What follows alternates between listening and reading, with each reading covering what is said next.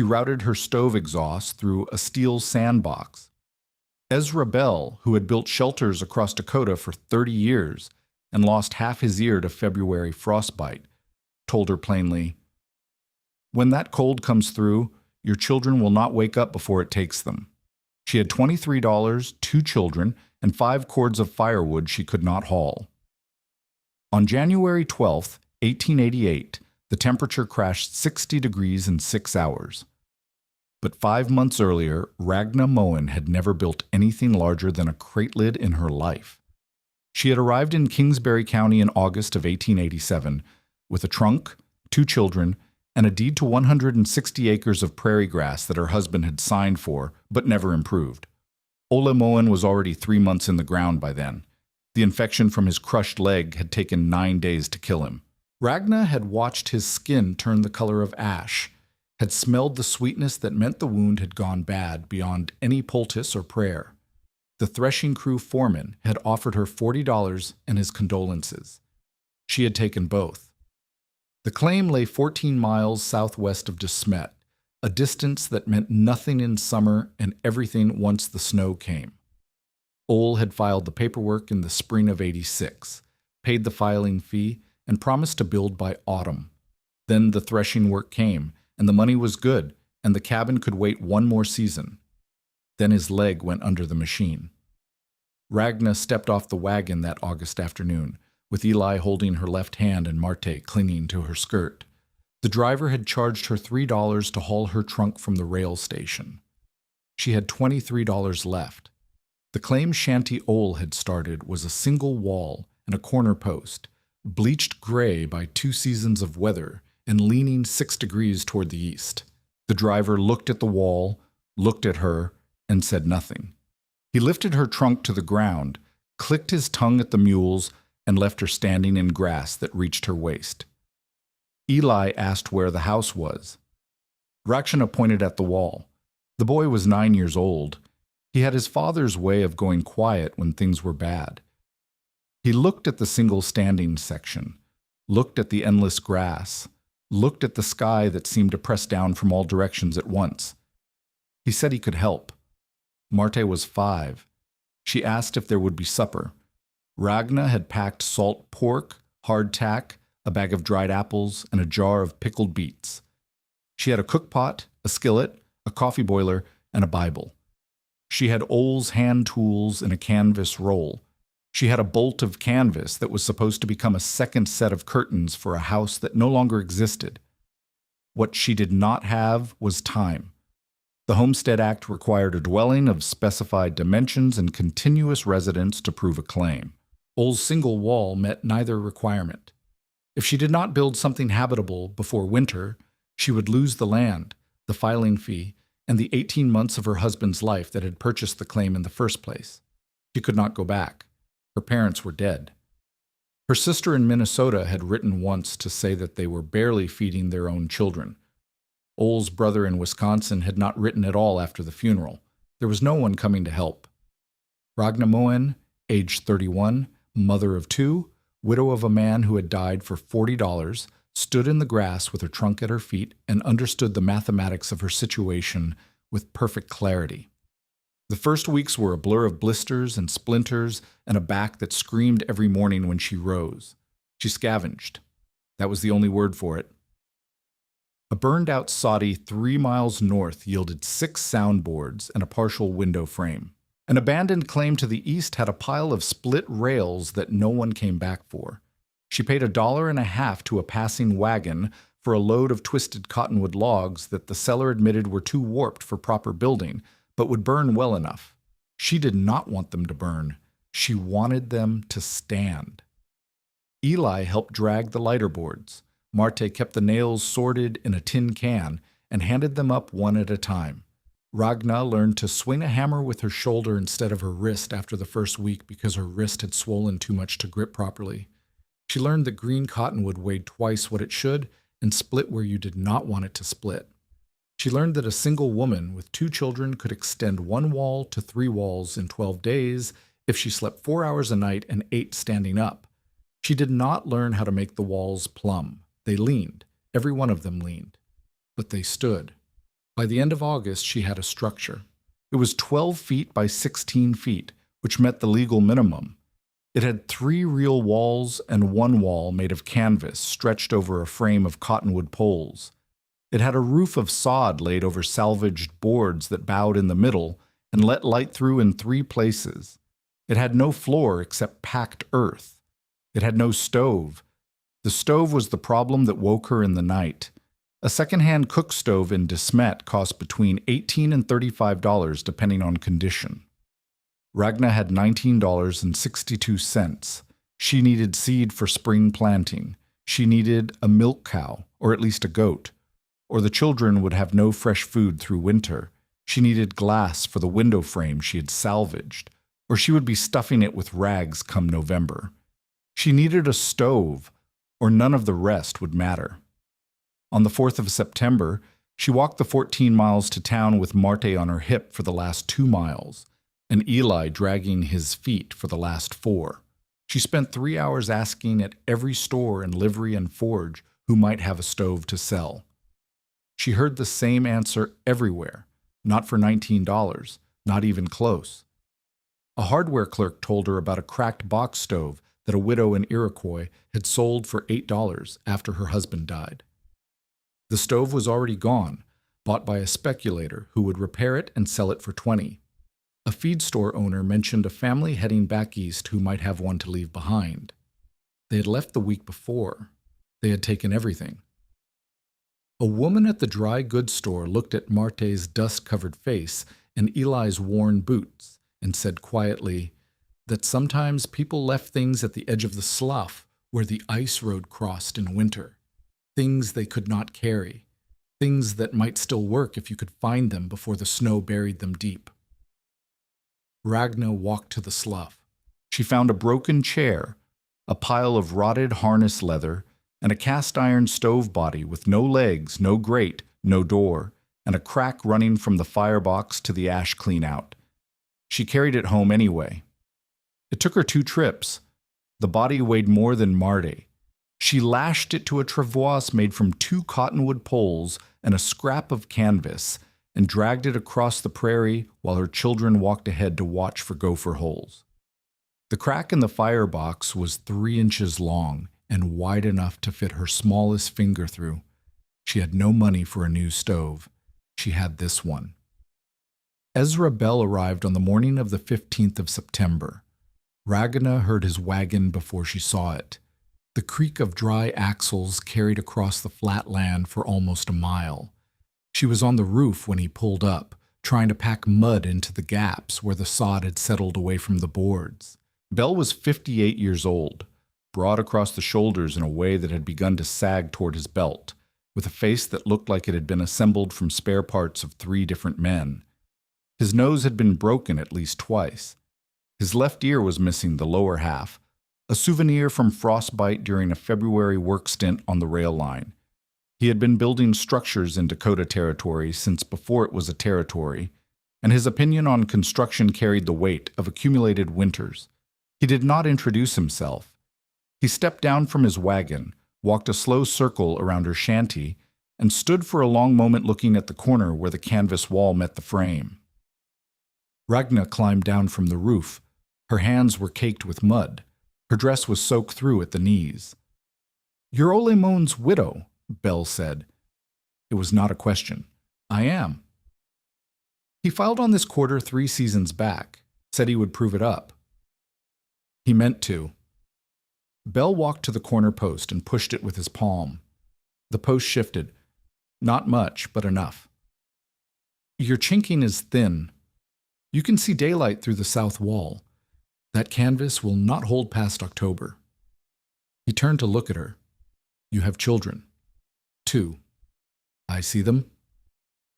He nodded toward the shanty door, where Eli was watching with his arms crossed and Marte was peering around his hip. "How old?" 9 and 5. Bell walked to the stove body she had set against the east wall, waiting for repair. He crouched, ran his finger along the crack, stood, and wiped his hand on his trousers. "This is trash." "It is what I have." "Then you have nothing." He turned to face her fully. His eyes were pale blue, almost gray, and they held no malice and no pity. Mrs. Moen, I knew your husband a little. He was not a bad man. He was not a good builder either. This claim should have been improved 2 years ago, and it was not. And now you are here in September with a cracked stove, a canvas wall, and winter coming. Ragna said nothing. Do you know how much wood a family burns in a Dakota winter? I know the estimates. Estimates. Bell almost smiled. Estimates are for people who have not seen January. A family with a sound stove and a tight cabin burns through 4 cords in a mild winter, 5 in a hard one, 6 if the cold snaps long and the wind does not stop. You do not have 1 cord. You do not have half a cord. You have what I see stacked by your door, which is kindling and scrap and twisted cottonwood that will smoke more than it burns. I will cut more. With what? With an axe and 2 children to mind? The nearest stand of timber worth the name is 11 miles. You would need a wagon and a team to haul enough, and you do not have a wagon and you do not have a team. I see that you have legs, and I see that you have will, but legs and will do not fill a woodshed by November. Ragna felt something cold settle into her chest. It was not quite fear. It was the recognition that he was not wrong. Mr. Bell, she said, why did you come here? Because the windstorm last week loosened your shed roof, and I could see it from the road. I thought I might help set it right. He glanced at the shanty. I see now there's more than the roof to worry about.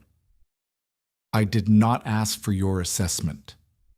No, you did not.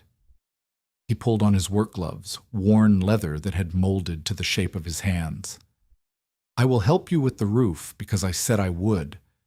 Then I will leave you to do what you think is best. But I will tell you this, Mrs. Moen, because I have buried enough people in this country to know what I am saying. He stepped closer. His voice dropped. When that cold comes through, and it will come, your children will not wake up before it takes them. A cracked stove in a drafty cabin with half a cord of green wood is not a shelter. It is a coffin that has not yet been nailed shut. Whatever you think you can do, whatever you think you know, it will not be enough. Not here. Not without help you cannot afford and fuel you cannot gather. He held her gaze for a long moment. Then he turned and walked toward the shed roof. Ragna stood where she was. The mud on her hands had dried. It cracked when she made fists. Eli was still watching from the doorway. His face was pale.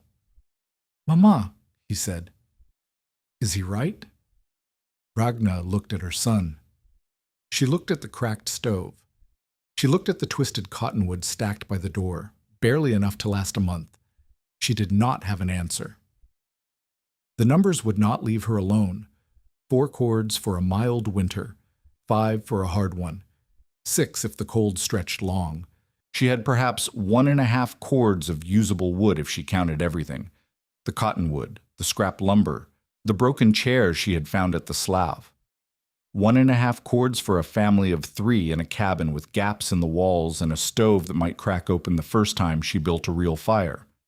Even if she cut and hauled without stopping, even if the weather held, even if she found timber close enough to drag, she could not close the gap. The arithmetic was merciless. A cord of hardwood weighed 2 tons. She could not haul 2 tons. She could not haul 1 ton. She could barely drag a stove body across the prairie. There had to be another way. She thought about it while she repaired the chinking. She thought about it while she patched the canvas wall with flour paste and an old shirt. She thought about it while she walked to the slough to fill the water buckets and back again, 1 bucket in each hand, the weight pulling her shoulders down until they ached. The stove was the center of everything. Heat the stove, heat the cabin. No stove, no heat, no survival. But even with a working stove, even with enough wood, the heat did not stay. She had seen it in the boarding house where she and Ole had spent their first winter in America. The fire burned hot at night, and by morning the room was cold enough to see your breath. The landlady stoked the stove every 3 hours. If she overslept, the pipes froze. The heat escaped. That was the problem. You made heat, and it left, and you had to make more. What if you could make it stay? The thought arrived on a Tuesday afternoon while she was scraping mud from her shoes. It arrived with a memory attached, the way important thoughts sometimes did. Her father, Torkel Hogan, had worked in a quarry before he emigrated. Stone and iron, that was his world.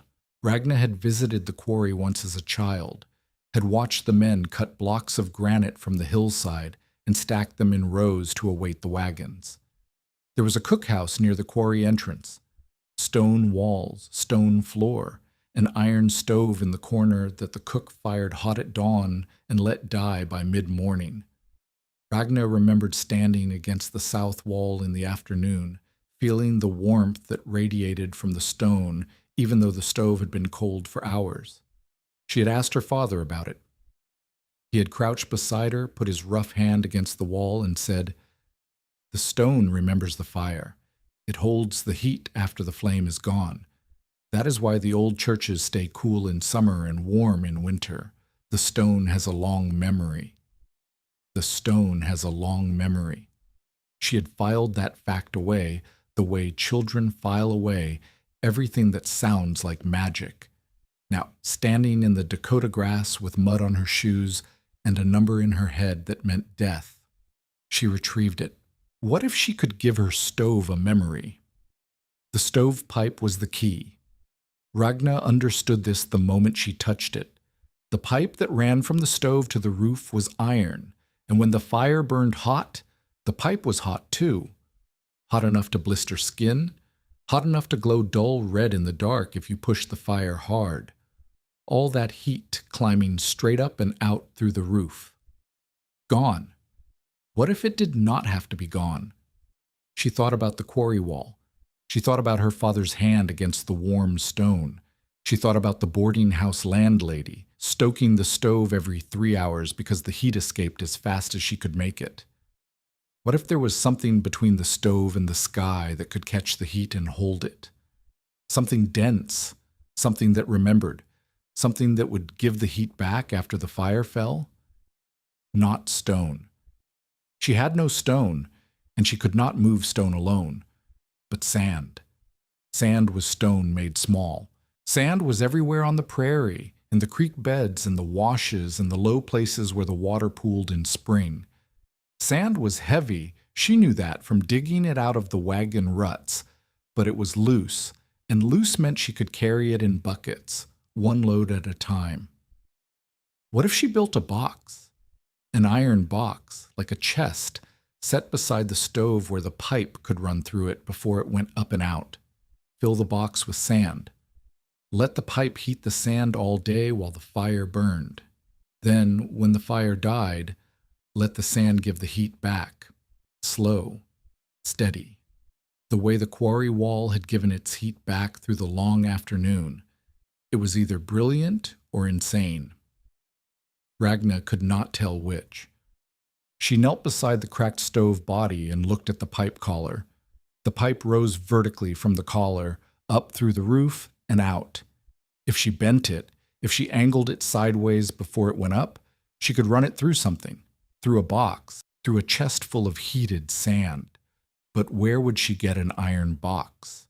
She could not afford one. She could not make one. She was a widow with $19, not a blacksmith with a forge, unless she found someone who could.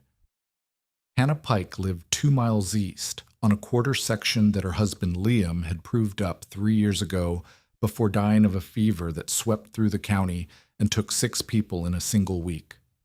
Hannah was 41 years old, mother of 4 children ranging from 8 to 16, and the most practical person Ragna had met since arriving in Dakota. She raised hogs, kept chickens, sold eggs in town, and had survived 3 winters alone by the simple method of never stopping work and never asking for help she could not repay. She was also, as Ragna discovered on a September afternoon, deeply skeptical of complicated ideas. "You want to heat sand," Hannah said. They were standing by Hannah's chicken coop, where Ragna had come to ask about borrowing a saw. With your stovepipe? Yes. Sand. It holds heat, like stone. My father showed me when I was young.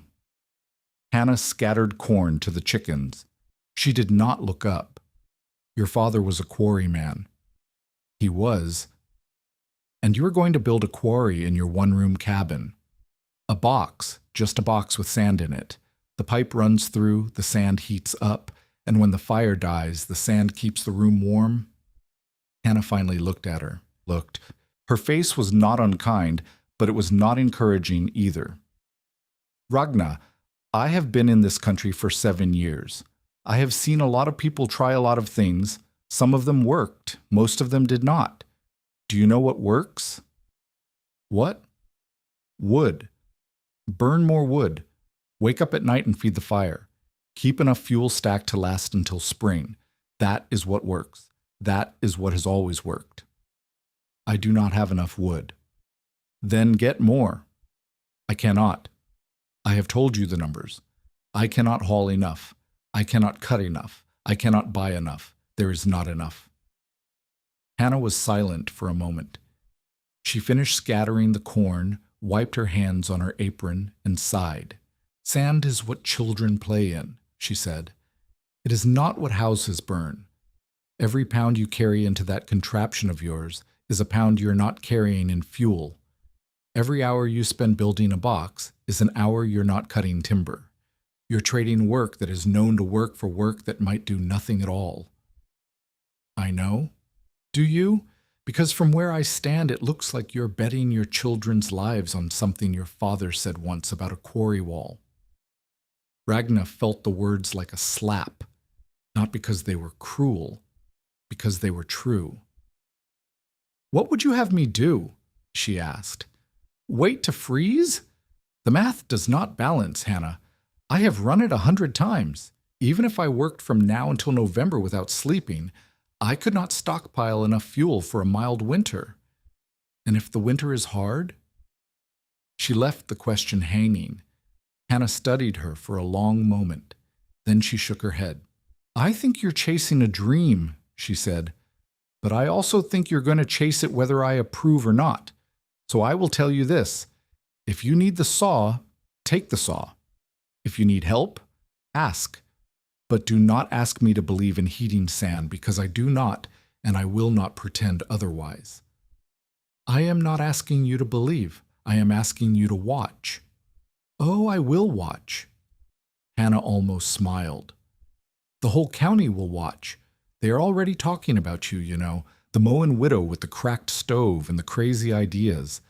Silas Vick has been telling everyone who comes into his store. What has he been saying? Hannah's expression hardened. He says you are a fool who will be dead by February, and that the bank will have your land by March. He says anyone who extends you credit is throwing money into a hole. Ragna felt her jaw tighten. And what do you say? I say you are stubborn and you might be crazy, but I have not decided yet if you are a fool. It was not an endorsement, but it was not a dismissal either. Ragna took the saw. Silas Vick's store occupied the best corner in De Smet, a 2-story frame building with a painted sign and windows that actually had glass in them. He sold hardware, dry goods, fuel oil, stovepipe, and credit at terms that made his customers wince. He also sold wood, cut and hauled from stands 20 miles north, priced by the cord at rates that rose with the temperature drop. Ragna had avoided his store since arriving. She bought her supplies at the smaller outfits on the edge of town, where the prices were lower and the questions were fewer. But she needed stovepipe collars, and the smaller stores did not carry them, and winter was coming. She walked through his door on the 22nd of September, with a list in her pocket and her children waiting outside. The store smelled of kerosene and sawdust and something else, something bitter that Ragna could not identify. Vic was behind the counter, a lean man with receding hair and spectacles that he wore pushed up on his forehead when he was not reading. He was talking to 2 farmers Ragna did not recognize and he did not stop talking when she entered. Vasher heard she is stuffing her stovepipe through a box of dirt. Literally, a box of dirt inside the cabin. I asked Ezra Bell about it, and he said he had never seen anything so foolish in 30 years of building. One of the farmers laughed. What is she going to do, grow potatoes in it? I expect she will be growing something by spring, Vic said. Wheat, probably, after the bank takes the claim and sells it to someone who knows what a stove is for. The other farmer shook his head. Sad business. Pretty woman like that, 2 children. Shame she did not stay back east where someone could look after her. She had no one to look after her, Vic said. That is the problem. A woman alone has no business on a claim. The Homestead Act should never have allowed it. Ragna walked to the counter. She set her list on the wood surface, folded her hands in front of her, and waited. Vic looked at her. His expression did not change. Mrs. Moen, he said, what can I do for you? I need 3 stovepipe collars, 2 lengths of straight pipe, and a pound of stove cement. That will be $4.75. Your board says $3.40. My board says wholesale. Retail is different. Your board does not say wholesale. Vic smiled. It was not a friendly smile. Mrs. Moen, I run a business. I set the prices. If you do not like them, you're welcome to buy elsewhere. The 2 farmers had gone quiet. They were watching. Ragna felt the heat rise in her face. She had $19. Vic was asking for nearly a quarter of it for 3 collars and 2 pipes. I will pay $3.40, she said. That is what the board says. The board is for preferred customers. And what makes a customer preferred? Credit history, reputation, the likelihood that they will be here come spring to pay their debts. Vic leaned forward slightly. You have no credit history, Mrs. Moen. You have a reputation for building unusual things with dirt. And as for spring, well, Ezra Bell has his opinion, and I have mine, and neither of us expects to see you at the counter in April. The farmers were silent. One of them looked away. Ragna stood very still. The heat in her face had turned to something colder, something harder. She had been dismissed before. She had been pitied. She had been ignored. But she had not been spoken about as if she were already dead, not to her face, not while her children waited outside. Mr. Vic, she said, you do not know me. You do not know what I can build or what I can survive. You know only what you have heard from people who have never tried anything that was not already done before. I will pay $3.40 for the materials I need, and I will be at your counter in April, and I will remember this conversation. Vic stared at her. For a moment, something flickered behind his spectacles. Surprise, maybe, or calculation. $3.60, he said. Final offer. Ragna counted out the coins and left the materials on the counter for Eli to carry. Outside, Marte asked why the man inside had been talking so loud. Ragna did not answer. Have you ever been dismissed by someone who had no idea what you were building? Tell us in the comments. We want to hear your story. The construction began on the 25th of September, and from the first hour, it was clear that Ragna was attempting something she did not fully understand. She had the collars. She had the pipe. She had the stove cement. What she did not have was sheet iron for the box, or the skill to shape it, or the tools to cut and bend and rivet metal into something that would not leak smoke into her cabin and kill her family. She tried anyway. The first attempt was a disaster. She cut sections from an old wash tub and tried to hammer them into shape around a wooden frame. The seams leaked, the corners would not hold. The metal buckled where she pounded it and cracked where she bent it. After 3 days of work, she had something that looked less like a box and more like a crumpled tin can. She threw it behind the woodpile and started over. The second attempt was better, but not good enough. She salvaged a shipping crate from behind the feed store in town and tried to line it with pieces of stovepipe split lengthwise. The pipe sections were too curved to lie flat. The edges cut her hands in 3 places. The structure held together until she tried to lift it, and then the nails pulled through the soft pine and the whole thing collapsed. She sat in the grass beside the wreckage and put her head in her hands. Eli came outside and sat beside her. He did not say anything. After a while, he picked up one of the split pipe sections and turned it over in his hands. "It needs to be flat," he said. "Yes." "Flat like the stove body?" "Yes." "The stove body is flat because someone made it flat." Ragna looked at her son. He was 9 years old, and he had his father's hands, wide palms and blunt fingers that were already calloused from the work of the past weeks. "Someone with tools," she said. "Someone with a forge. Is there someone like that? Here?" Ragna thought about it. The hardware stores sold stoves, but they did not make them. The farriers in town shod horses and repaired wagon wheels, but did not fabricate sheet metal. The closest ironworks was in Sioux Falls, 80 miles away, but there had been a blacksmith once. She had heard his name mentioned at the feed store, an old Norwegian who had worked the mines before his lungs gave out. He lived somewhere outside town, half retired, and did small jobs when he felt like it. Kittelsen. That was the name. Jonas Kittelsen. "Maybe," Ragna said. "Maybe there is." She found his place on the 28th of September, following directions that the feed store clerk had given her with obvious skepticism. 3 miles north of town, then west at the lightning-struck elm, then south along the dry creek bed until you saw the smoke. There was smoke. A thin gray column rising from behind a low hill, smelling of coal and hot metal. The forge was a lean-to built against the side of a sod house that had seen better decades.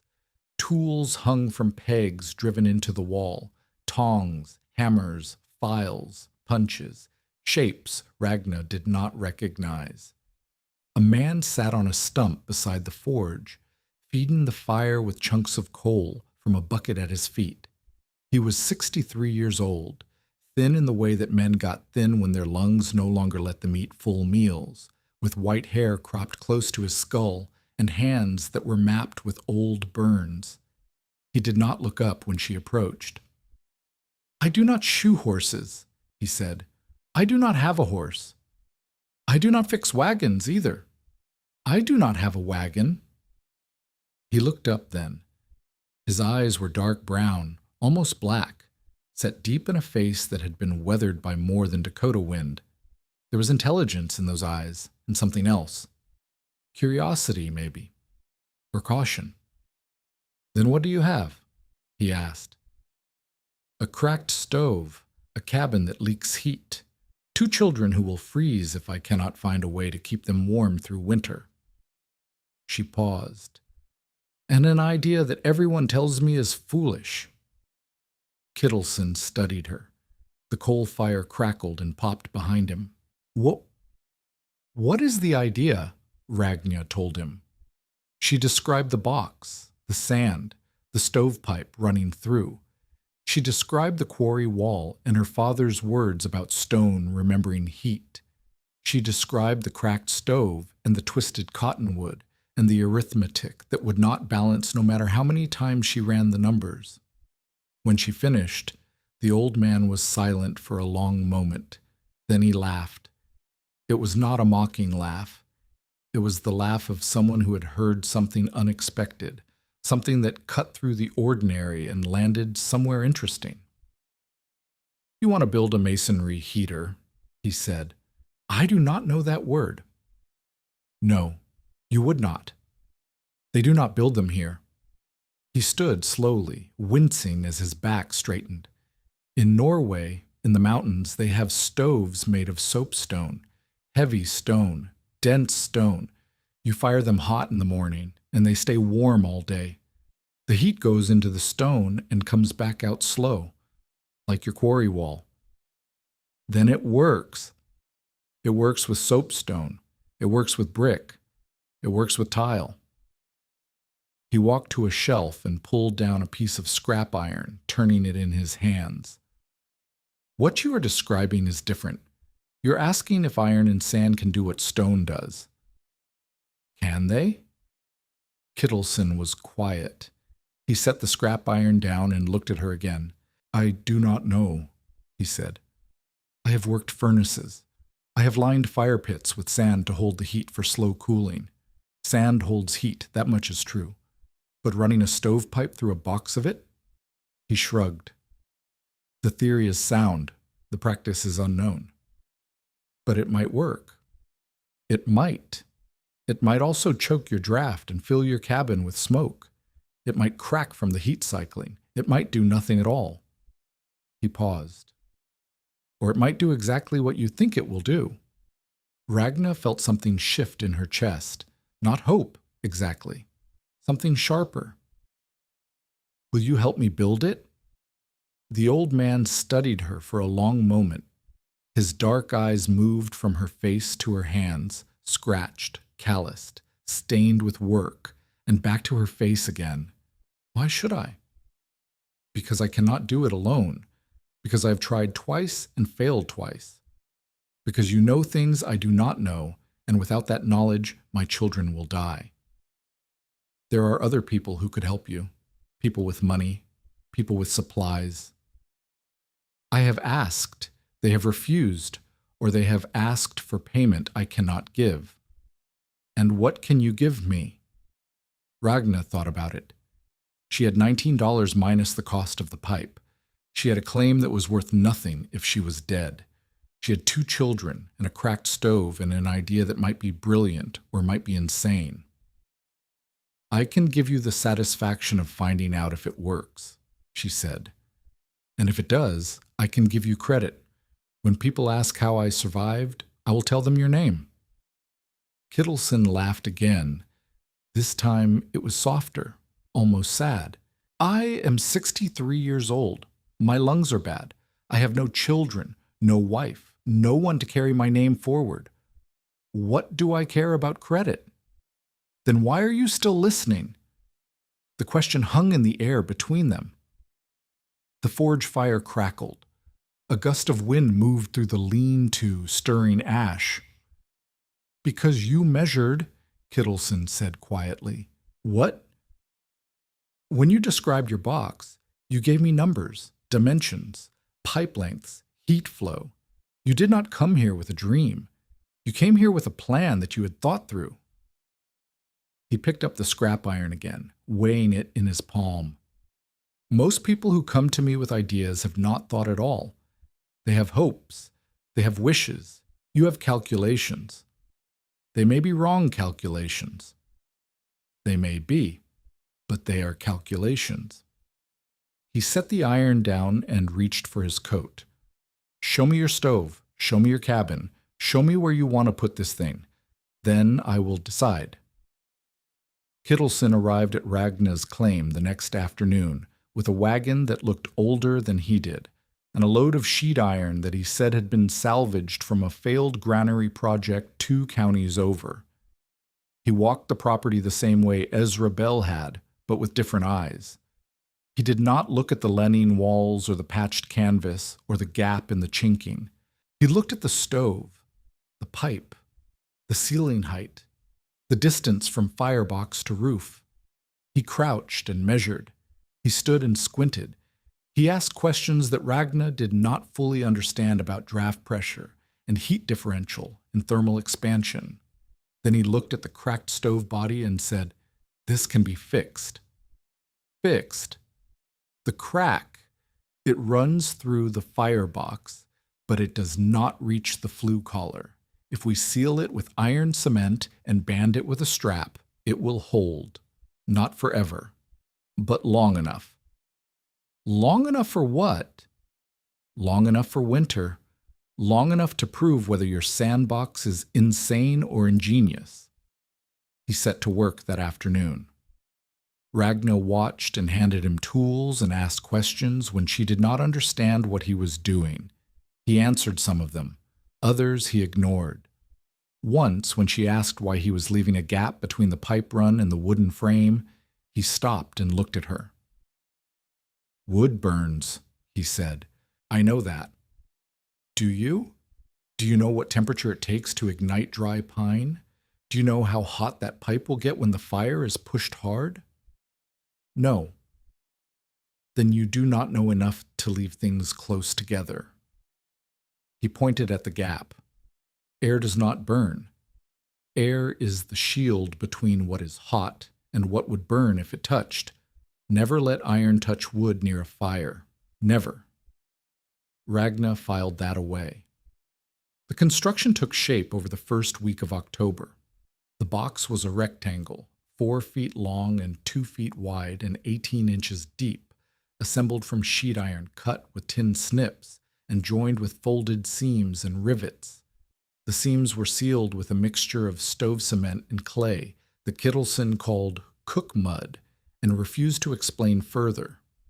The pipe ran through the box at an angle, entering low on one side and exiting high on the other, so the rising heat would have maximum contact with the sand. The sand itself became Ragna's obsession. She hauled it from the creek bed 2 miles south, bucket by bucket, load by load. The first batch was damp, and Kittleson rejected it before it even reached the box. "Wet sand steams," he said. "Steam rusts. Rust eats iron. Dry it first." She spread the sand on canvas near the stove and dried it in batches, stirring it with a stick, testing it with her fingers until it ran through like powder. It took 4 days to dry enough sand to fill the box. When she finally poured it in, packing it tight around the pipe run, Kittleson watched with his arms crossed and said nothing. The box was finished on the 12th of October.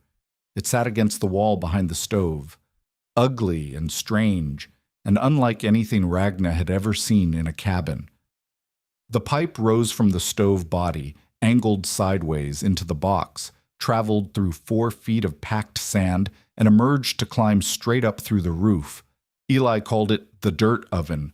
Marty called it the monster. Kittleson called it the question. "Now we find out," he said. "Light the fire tonight. Burn it hot. Push the stove hard for 3 hours and then let it die. Come morning, put your hand on the sandbox. If it is warm, you have something. If it is cold, you have nothing but a box of dirt." That night, Ragna fed the stove every half hour. She pushed the fire until the pipe glowed dull red in the darkness. She watched the sandbox, feeling its surface with her palm, tracking the slow spread of warmth through the packed sand. By midnight, the box was hot enough to be uncomfortable to touch. At 2 a.m, she let the fire die. She did not sleep. She sat in the corner with a blanket around her shoulders and watched the box and waited. At dawn, with the stove cold and the cabin temperature dropping toward frost, she put her hand on the sandbox. It was warm, not hot, not blazing, but warm, blood temperature, maybe a little more, radiating gently into the cold morning air. Ragna Moen sat on the floor of her leaning cabin with her hand on an iron box full of sand and felt something she had not felt since Ole died: hope. But winter was still coming, and hope was not the same as proof. The first test proved nothing except that heat could move from one place to another. Kittleson said so himself, standing in Ragna's cabin on the morning of the 13th of October with his hand on the sandbox. "Warm," he said, "but warm is not enough." It held heat for 6 hours. It held some heat in October, with the air temperature at 40 degrees. He pulled his hand back and wiped it on his trousers. The question is not whether it works in October. The question is whether it works in January, when the air is 40 below and the wind is cutting through every gap in your walls. How do we find out? We wait. We watch. We fix what breaks. He walked to the corner where the pipe entered the sandbox and crouched, examining the seal. This seam is already weeping. See the discoloration? That is moisture from the sand driven out by the heat, condensing on the cooler metal. If we do not reseal it, it will rust through by December. Ragna looked. The stain was barely visible, a faint darkening along the folded edge of the iron. She would not have noticed it. How do I fix it? You watch me fix it. Then you fix the next one yourself. That became the pattern.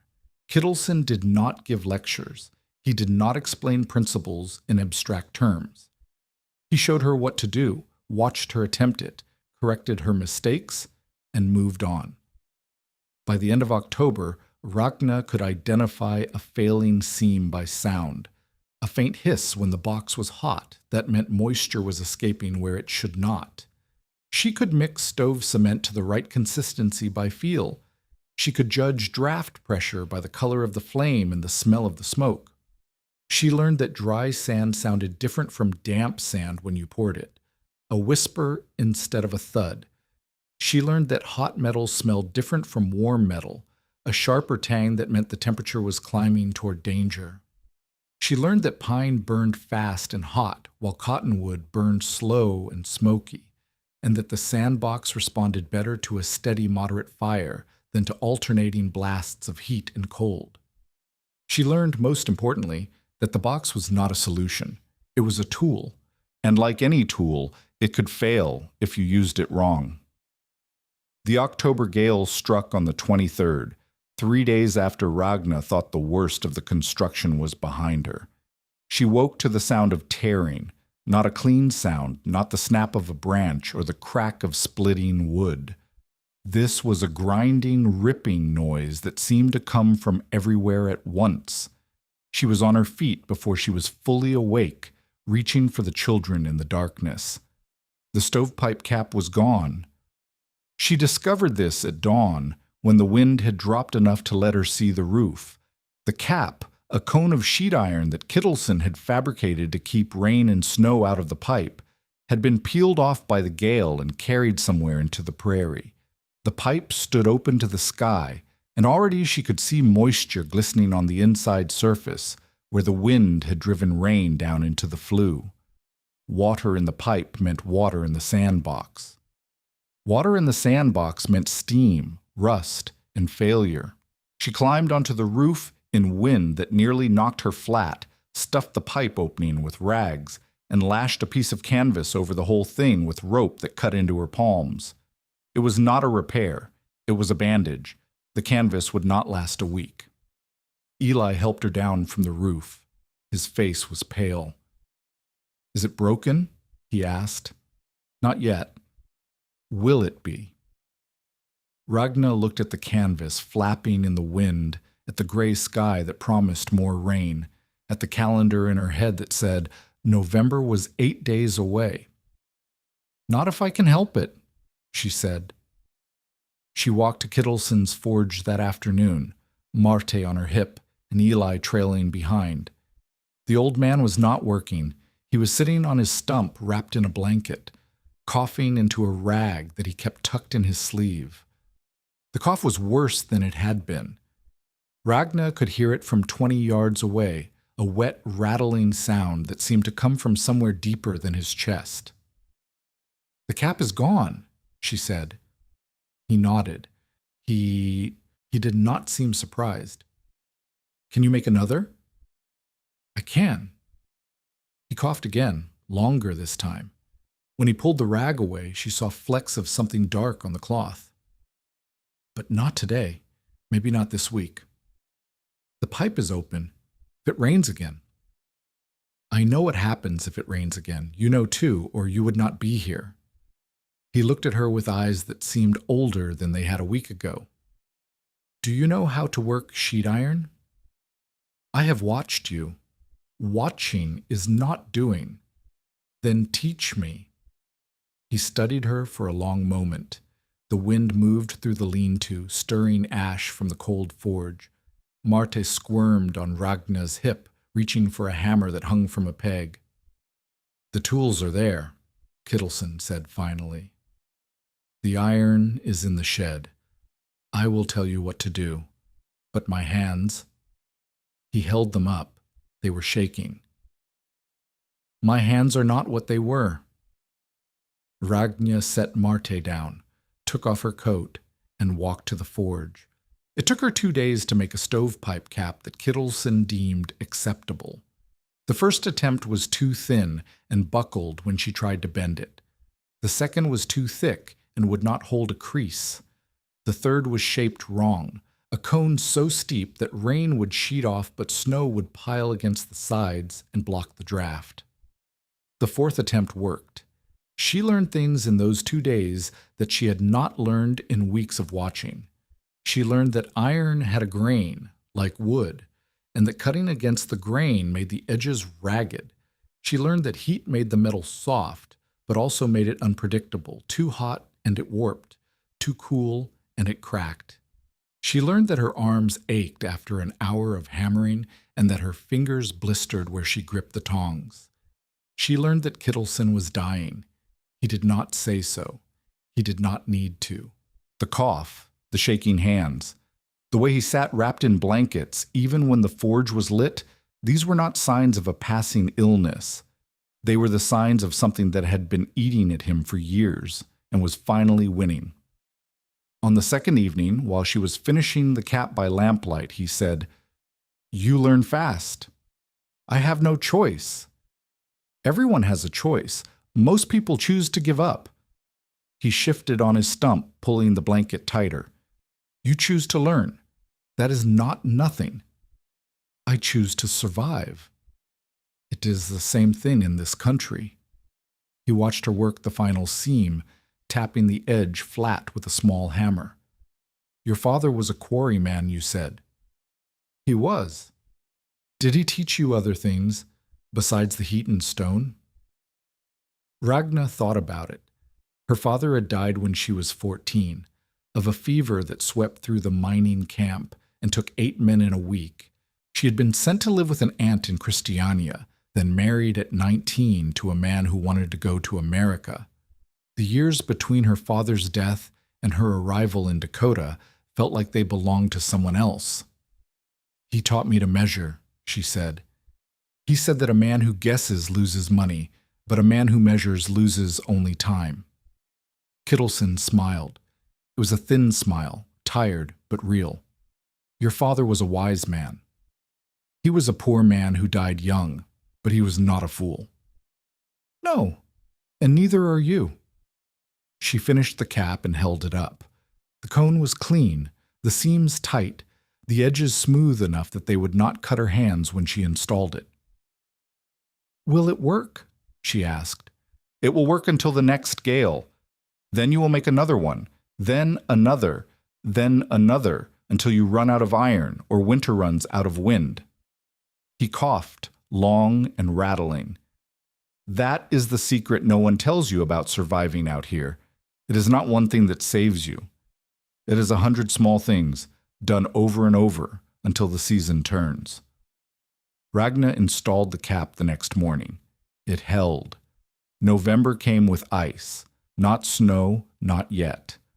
The first week of November brought a cold snap that froze the water in the bucket and rimmed the inside of the windows with frost.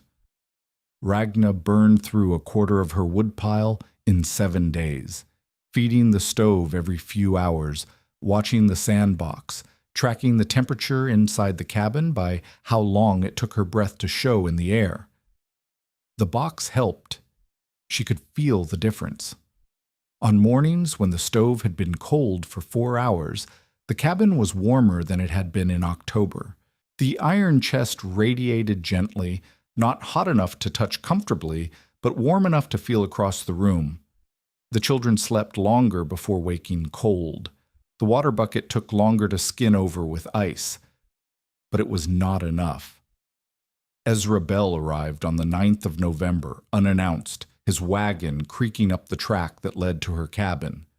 Ragna was outside, splitting cottonwood with an axe that needed sharpening, when she heard him coming. He did not step down from the wagon.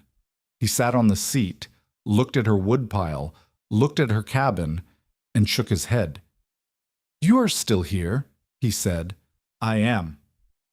I expected you would have left by now, gone to town, found a room somewhere." "I have a room. I'm standing in front of it." Bell made a sound that might have been a laugh. "I heard about your contraption. Kittleson told me when I saw him last week." "Did he tell you it works?" "He told me you believe it works. He told me you have been running tests." Bell leaned forward, resting his elbows on his knees. "Mrs. Moen, I have been building in this country for 30 years. I have seen a lot of people try a lot of things. Some of them were clever. Some of them were desperate. Some of them were both. Do you know what all of them had in common? Tell me." They all thought they had found the answer. The one trick that would change everything. The insight that everyone else had missed. He sat back. And then January came, and the temperature dropped 40 degrees in a night, and the clever tricks did not matter anymore. What mattered was fuel and walls and a stove that worked. What mattered was the basics. I have the basics. You have half the basics. Your walls leak. Your woodpile is short. Your stove has a crack in it that no amount of cement will fix forever. He pointed at the sandbox, visible through the open door.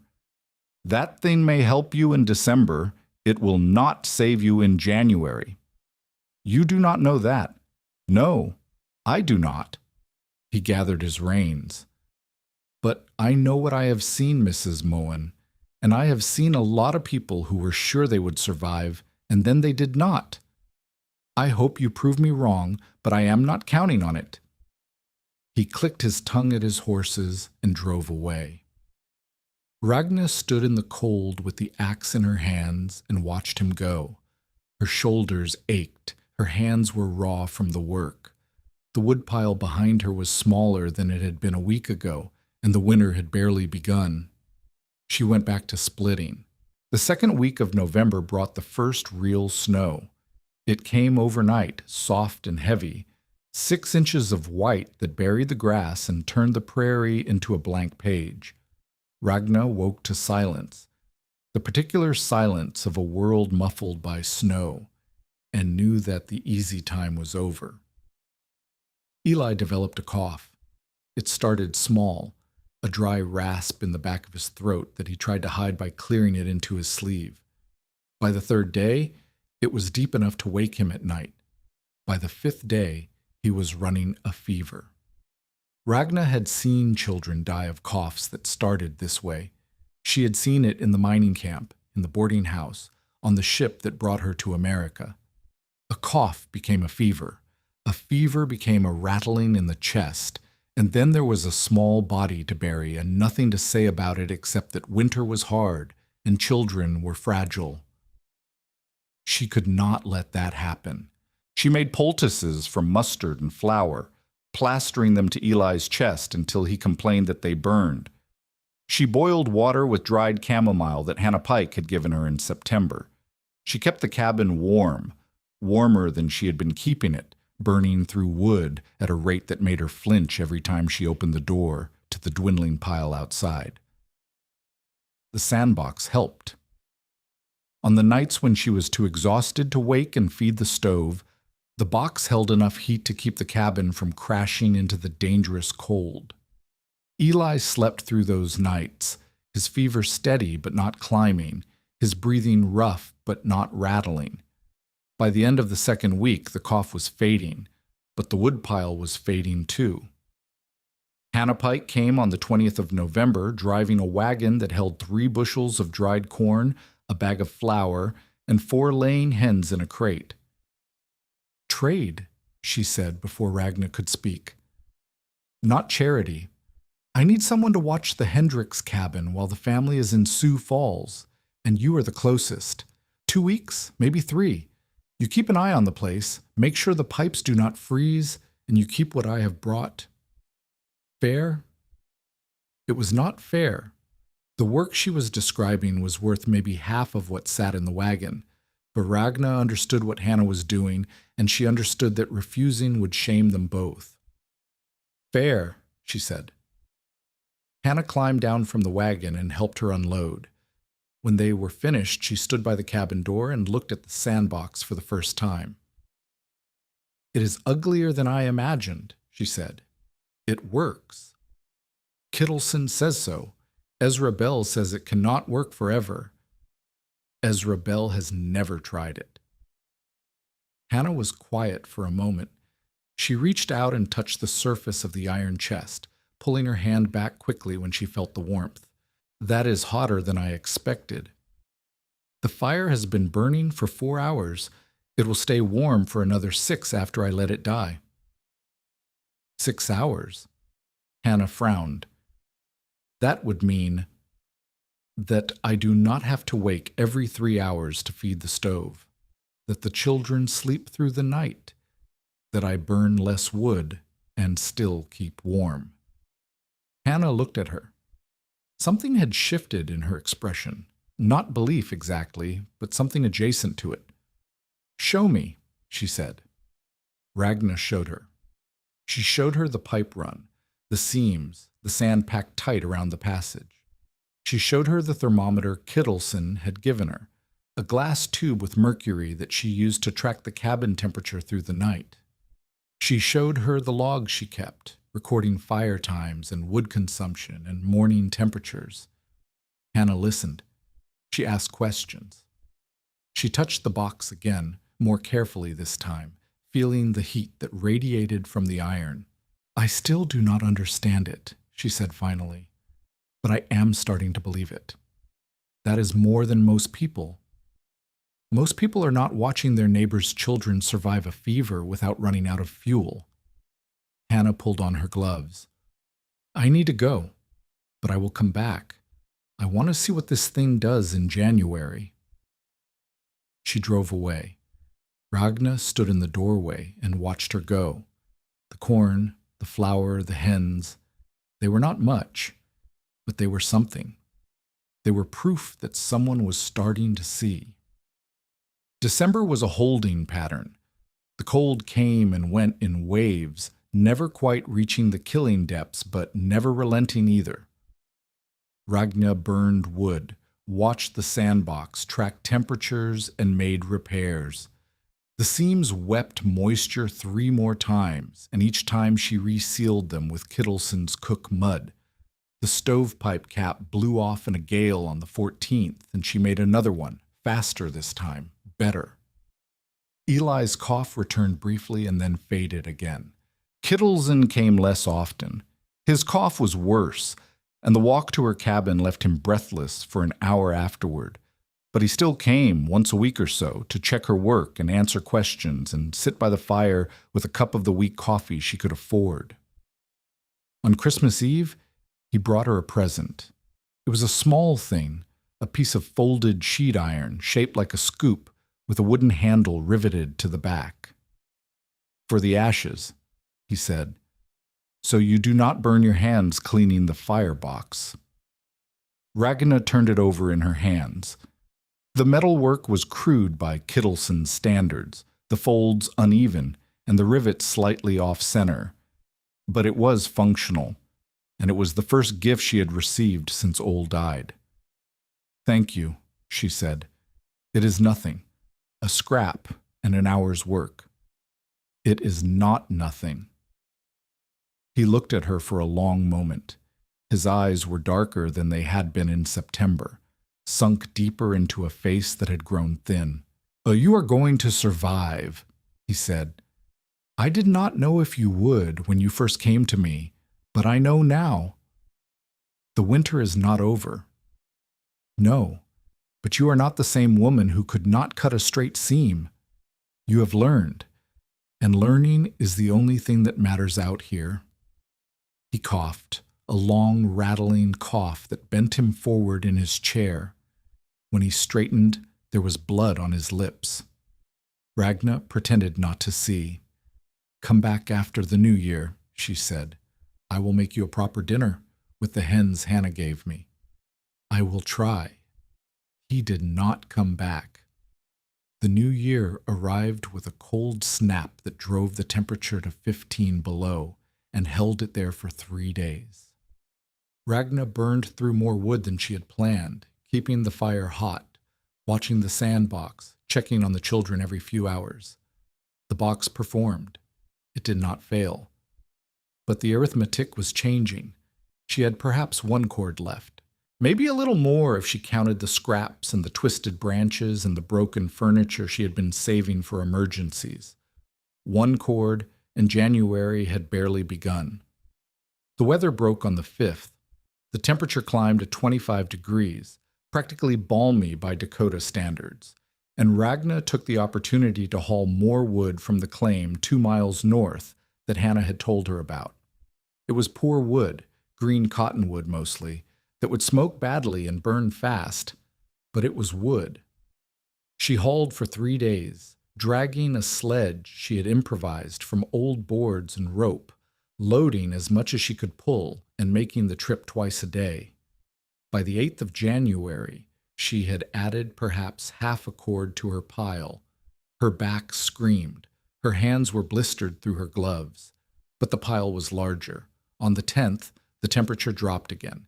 10 above, then 0, then 10 below.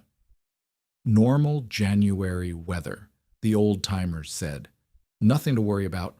On the 11th, it warmed. Ragna woke that morning to a cabin that felt almost comfortable, a temperature that her body recognized as wrong even before she checked the thermometer. She opened the door and stared. The air was mild, 40 degrees, maybe more. Children in town would be playing outside. Men would be working without coats. The snow on the ground was softening, turning from powder to slush in the strange, unseasonal warmth. Something was wrong. She could feel it, a pressure in the air, a heaviness that had nothing to do with temperature. The sky to the west was clear, impossibly clear, a blue so bright it hurt to look at. But on the northern horizon, there was a line of darkness that had not been there the night before. Ragna went back inside and began to prepare. She did not know what was coming. No one did. But she trusted the wrongness in the air, the pressure that made her ears ache, the instinct that said this warmth was a lie. She filled every container she had with water and set them inside the cabin. She brought in all the wood she could fit near the door, stacking it against the wall until there was barely room to walk.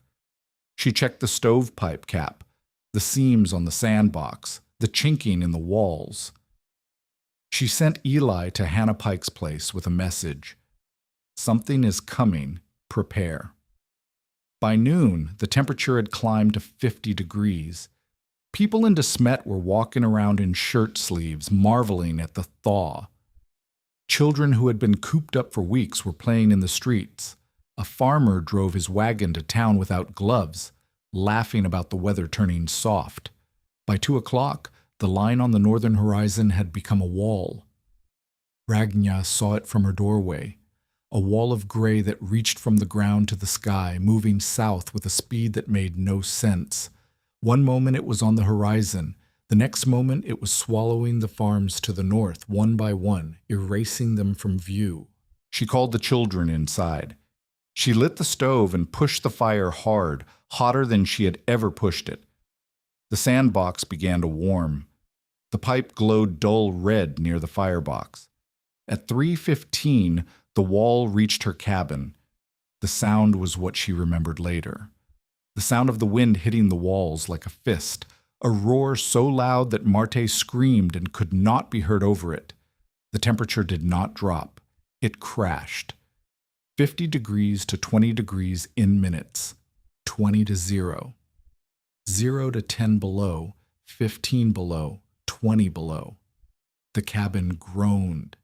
The canvas patch on the east wall, the one she had never replaced with proper boards, tore loose at one corner and began to flap, letting in a blade of cold air that cut across the room like something alive. Ragna grabbed a blanket and stuffed it into the gap, holding it there with her body while the wind tried to rip it away. Eli took Marty into the corner farthest from the walls and wrapped her in every piece of cloth they owned. The stove roared.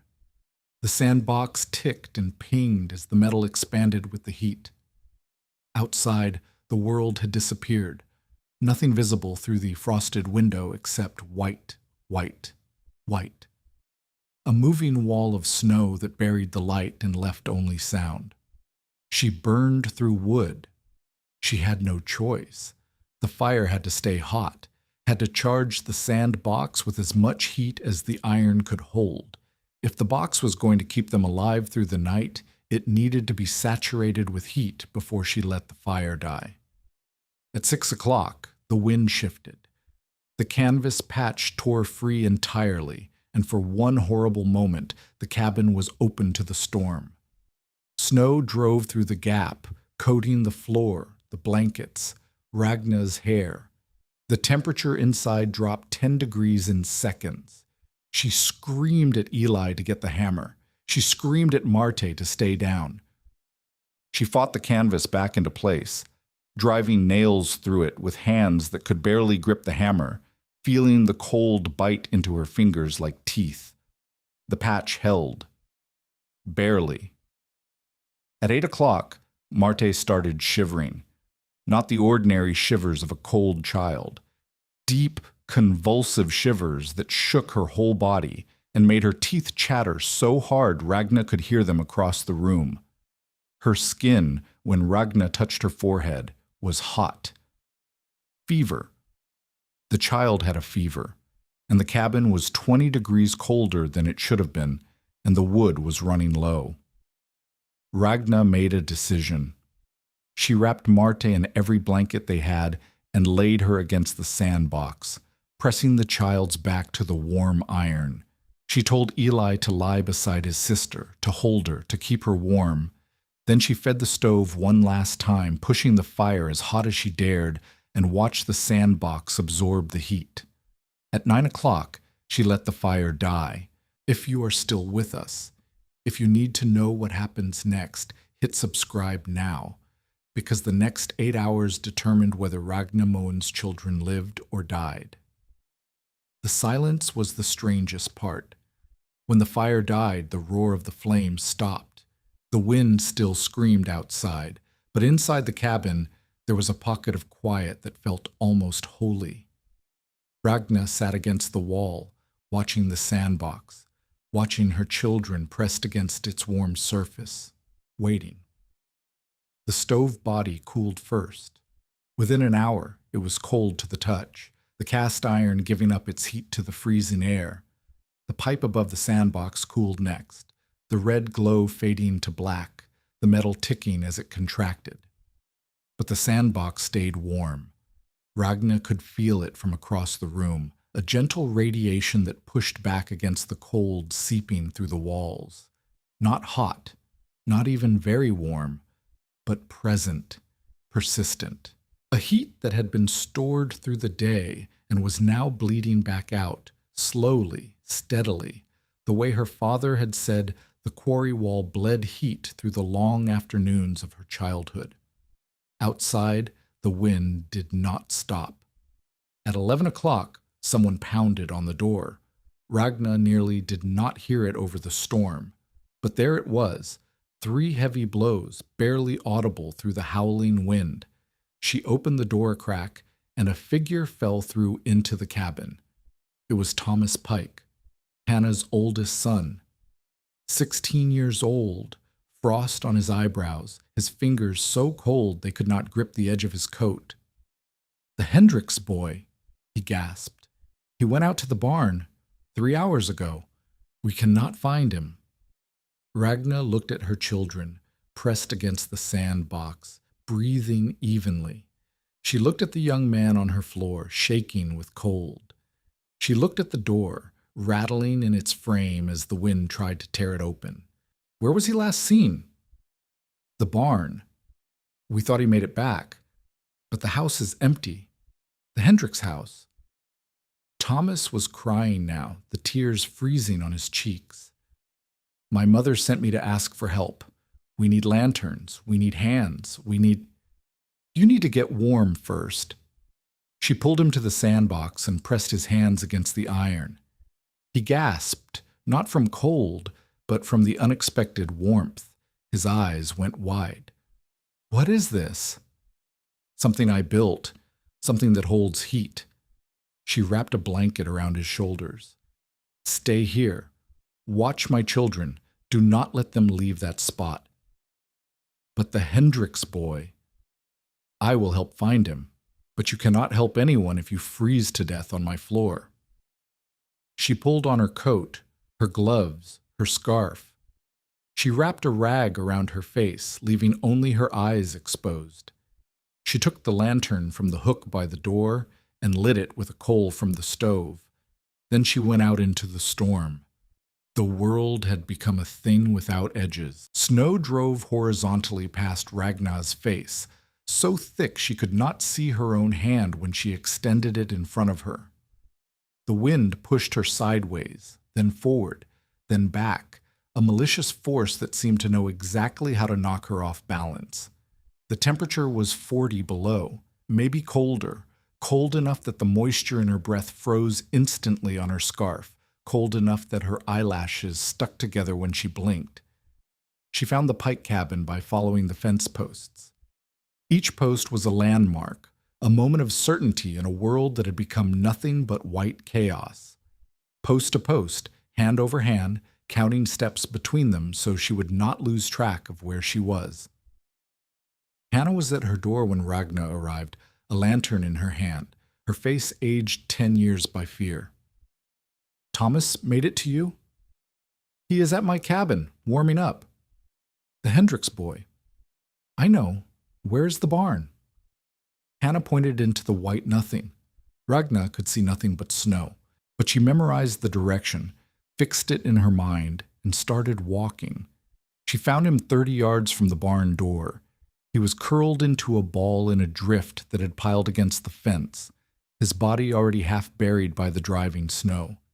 He was 8 years old, the same age as Eli, and his eyes were closed and his lips were blue, but he was breathing. Ragnar dragged him back to the pike cabin. She could not carry him. The wind was too strong, and her own strength was failing, but she could drag him, one arm hooked under his shoulders, pulling him through the snow while the storm tried to bury them both. By the time she reached the cabin, her arms had stopped feeling.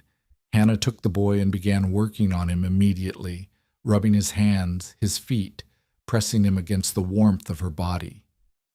His mother was not there. She was still at the Hendricks cabin, not knowing. Hannah sent her second son to bring her. Ragnar sat on the floor and watched her hands shake. You saved him, Hannah said. He was lucky. If he had been 10 yards farther, he was not 10 yards farther. He was where you found him. Hannah looked up. Go home, Ragnar. Your children need you. The walk back was the hardest thing Ragnar had ever done. The landmarks she had memorized were gone, buried by fresh snow. The fence posts were invisible, swallowed by the white. She walked by instinct, by the feel of the wind on her face, by some inner compass that she did not understand and could not explain. She found her cabin by walking into the wall. The door was frozen shut. It took her 5 minutes to force it open, pulling and kicking, and finally ramming it with her shoulder until the ice cracked and the hinges gave. She fell through into warmth, relative warmth, the warmth of a cabin that was still 40 degrees when the world outside was 40 below. Eli and Marte were where she had left them, pressed against the sandbox, wrapped in blankets. Thomas Pike was sitting beside them, holding Marte's hand. She woke up, he said. Her fever broke. She asked for water. Ragnar looked at her daughter. The child's eyes were closed again, but her breathing was steady, and the terrible shivering had stopped. Her cheeks were pink instead of pale. The sandbox was still warm.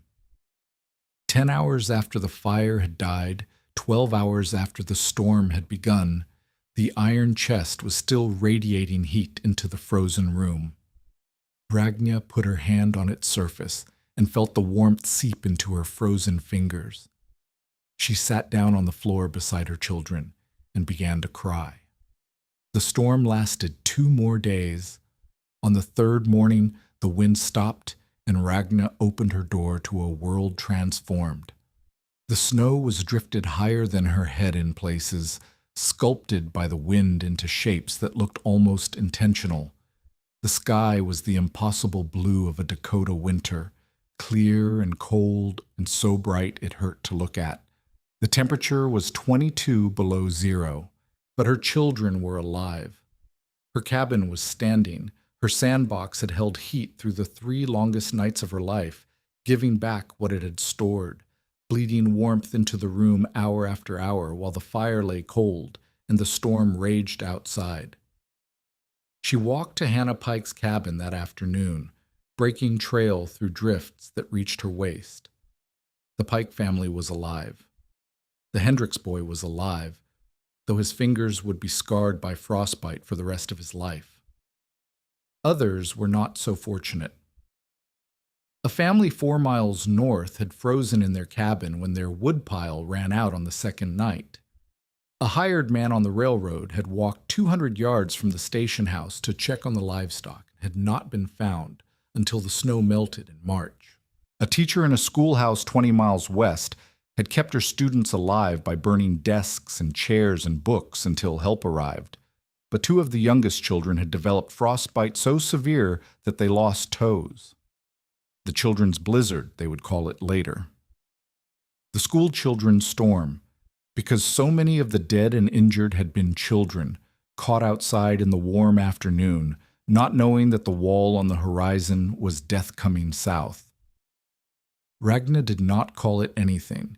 She did not need a name for the thing that had almost taken her family. She only needed to know that she had beaten it. Ezra Bell arrived on the 4th day after the storm. He came on foot, his wagon useless in the drifted roads, wearing snowshoes that he had strapped on at the edge of the cleared ground. He looked older than he had in November, wearier, the lines on his face deeper than before. He stopped at her door. He looked at the cabin, still standing. He looked at the smoke rising from the chimney. He looked at Ragna, standing in the doorway with a blanket around her shoulders and warmth at her back. He did not say anything for a long moment. Then he walked to the sandbox, visible through the open door, and put his hand on its surface. The iron was warm, not hot, but warm enough to feel. He held his hand there for a count of 5, then pulled it back. "It held," he said. "It held. The whole storm. 3 days. The whole storm." Bell looked at her. His pale eyes held something that had not been there in September. Not admiration exactly, but something adjacent to it. Respect, maybe. Or recognition. "I told you what winter required," he said. "I did not know this counted." "Neither did I." He nodded slowly. "Mrs. Moen, I have been building in this country for 30 years. I have seen a lot of people die because they did not prepare properly. I have seen a few survive because they were lucky." He paused. "I have never seen someone survive because they invented something new. I did not invent it. The principle is old.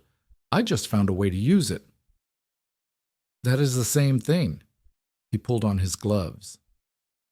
"I'm going to tell people what I saw here.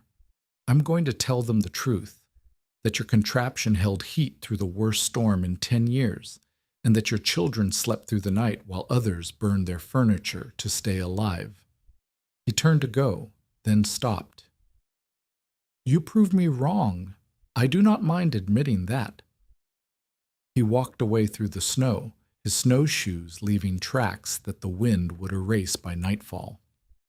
Ragna watched him go. The question that had driven her since September, would it work? Would it save them? Would the skeptics be proven right? Had finally been answered. The sandbox had held. Her children were alive. The worst that winter could throw at her had been thrown, and she was still standing. But the winter was not over, and the question was no longer about survival. The question was about what came next. The news traveled faster than anyone could walk. By the 5th day after the storm, Ragna had received 6 visitors. By the 7th day, she had received 14. They came on snowshoes and on foot, breaking trail through drifts that had not yet settled, carrying questions that all amounted to the same thing. How did you do it? She showed them. She showed them the sandbox, the pipe run, the seams, the way the heat moved from the fire through the iron and into the packed sand. She showed them the thermometer readings she had kept, the logs of temperatures and burn times and morning measurements. She showed them the math, not the math of fuel consumption that everyone understood, but the math of heat storage, of thermal mass, of energy captured and released slowly instead of escaping all at once. Some of them understood. Most of them did not. But all of them left with something they had not brought. The knowledge that survival in this country might not require burning more fuel. It might require thinking differently about the fuel you had. Hannah Pike came on the 9th day, alone, without her children. She stood in Ragna's doorway for a long moment before she spoke. Her face was tired, the kind of tired that came from too many sleepless nights and too much worry, but there was something else in her expression, something that looked almost like shame. "I owe you an apology," she said. "You do not." "I do. I told you that sand was what children played in. I told you that every hour you spent on your contraption was an hour wasted." She stepped inside and closed the door behind her. "I was wrong." Ragna gestured to the chair by the stove. Hannah sat. For a moment, neither of them spoke. "The Hendricks boy," Hannah said finally. "You found him in that storm. You went out into that storm and you found him. I was lucky." "You were prepared. Your cabin was warm enough that you could leave it. Your children were safe enough that you could leave them.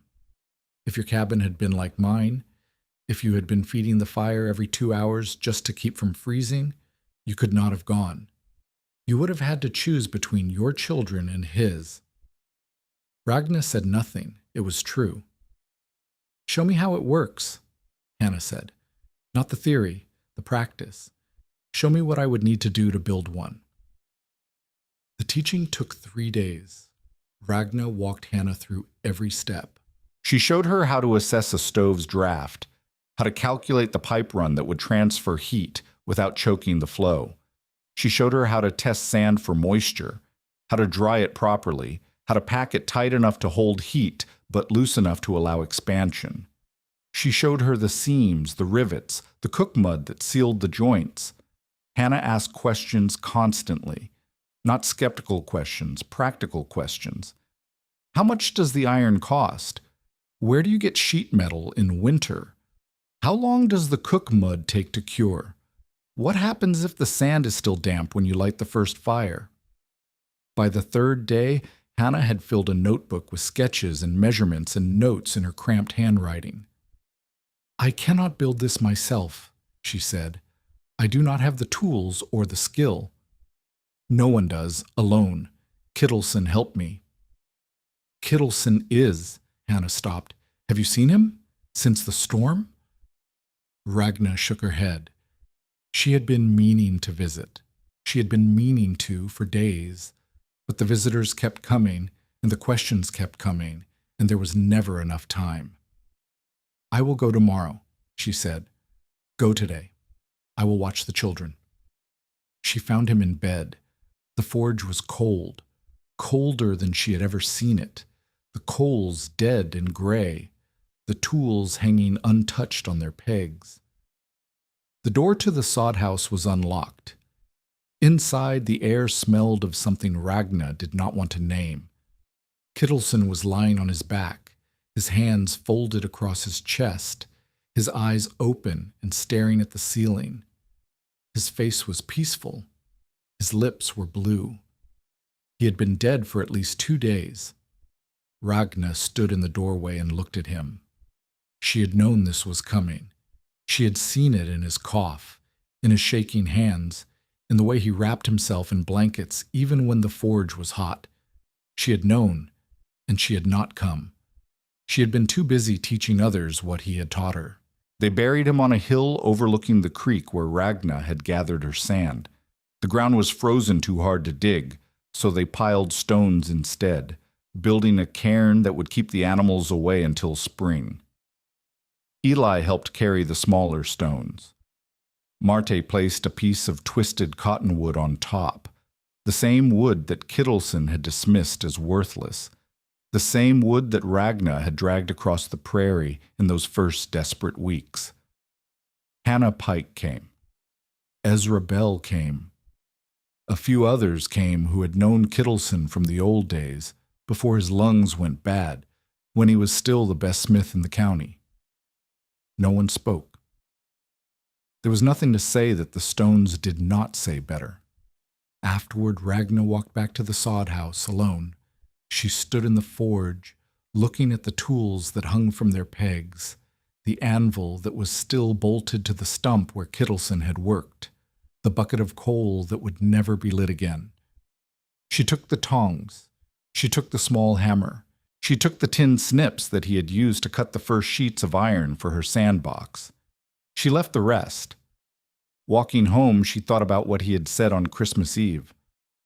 "You're going to survive. I did not know if you would when you first came to me. But I know now." He had known. He had seen it in her before she had seen it in herself. And he had given her everything he had, his knowledge, his tools, his time, because he had recognized something in her that was worth preserving. She reached her cabin as the sun was setting. The smoke from her chimney rose straight into the still air. The sandbox, visible through the window, was warm. She went inside and began to work. The first winter takes everything you thought you knew. The second winter teaches you what matters. Kittleson had said that once, sitting by her fire with a cup of weak coffee, watching the snow fall outside. She had not understood it then. She understood it now. What mattered was not the sandbox.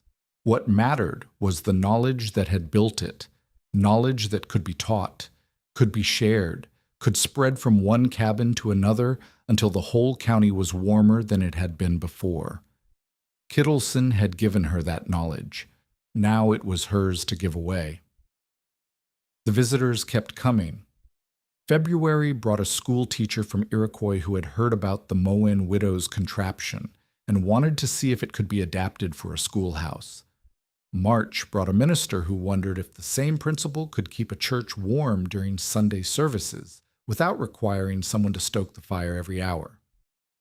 April brought a railroad man who asked whether thermal mass could help keep the station house warm during the long nights when no trains were running. Ragna answered their questions. She drew sketches. She explained the principles in the plainest language she could find, using the same words Kittleson had used with her. Dry sand sounds different. Hot metal smells different. Air is the shield between what burns and what would burn. Not everyone could build a sandbox. The materials were expensive, the fabrication was difficult, and not everyone had access to a blacksmith who could work sheet iron. But some people could adapt. They lined their stovepipes with brick where they ran near walls. They built stone platforms under their stoves to capture and radiate heat. They packed earth around their chimney bases and noticed that the floor nearby stayed warm longer than it had before. The principle spread even when the exact design could not. Silas Vick watched all of this from his store on the corner.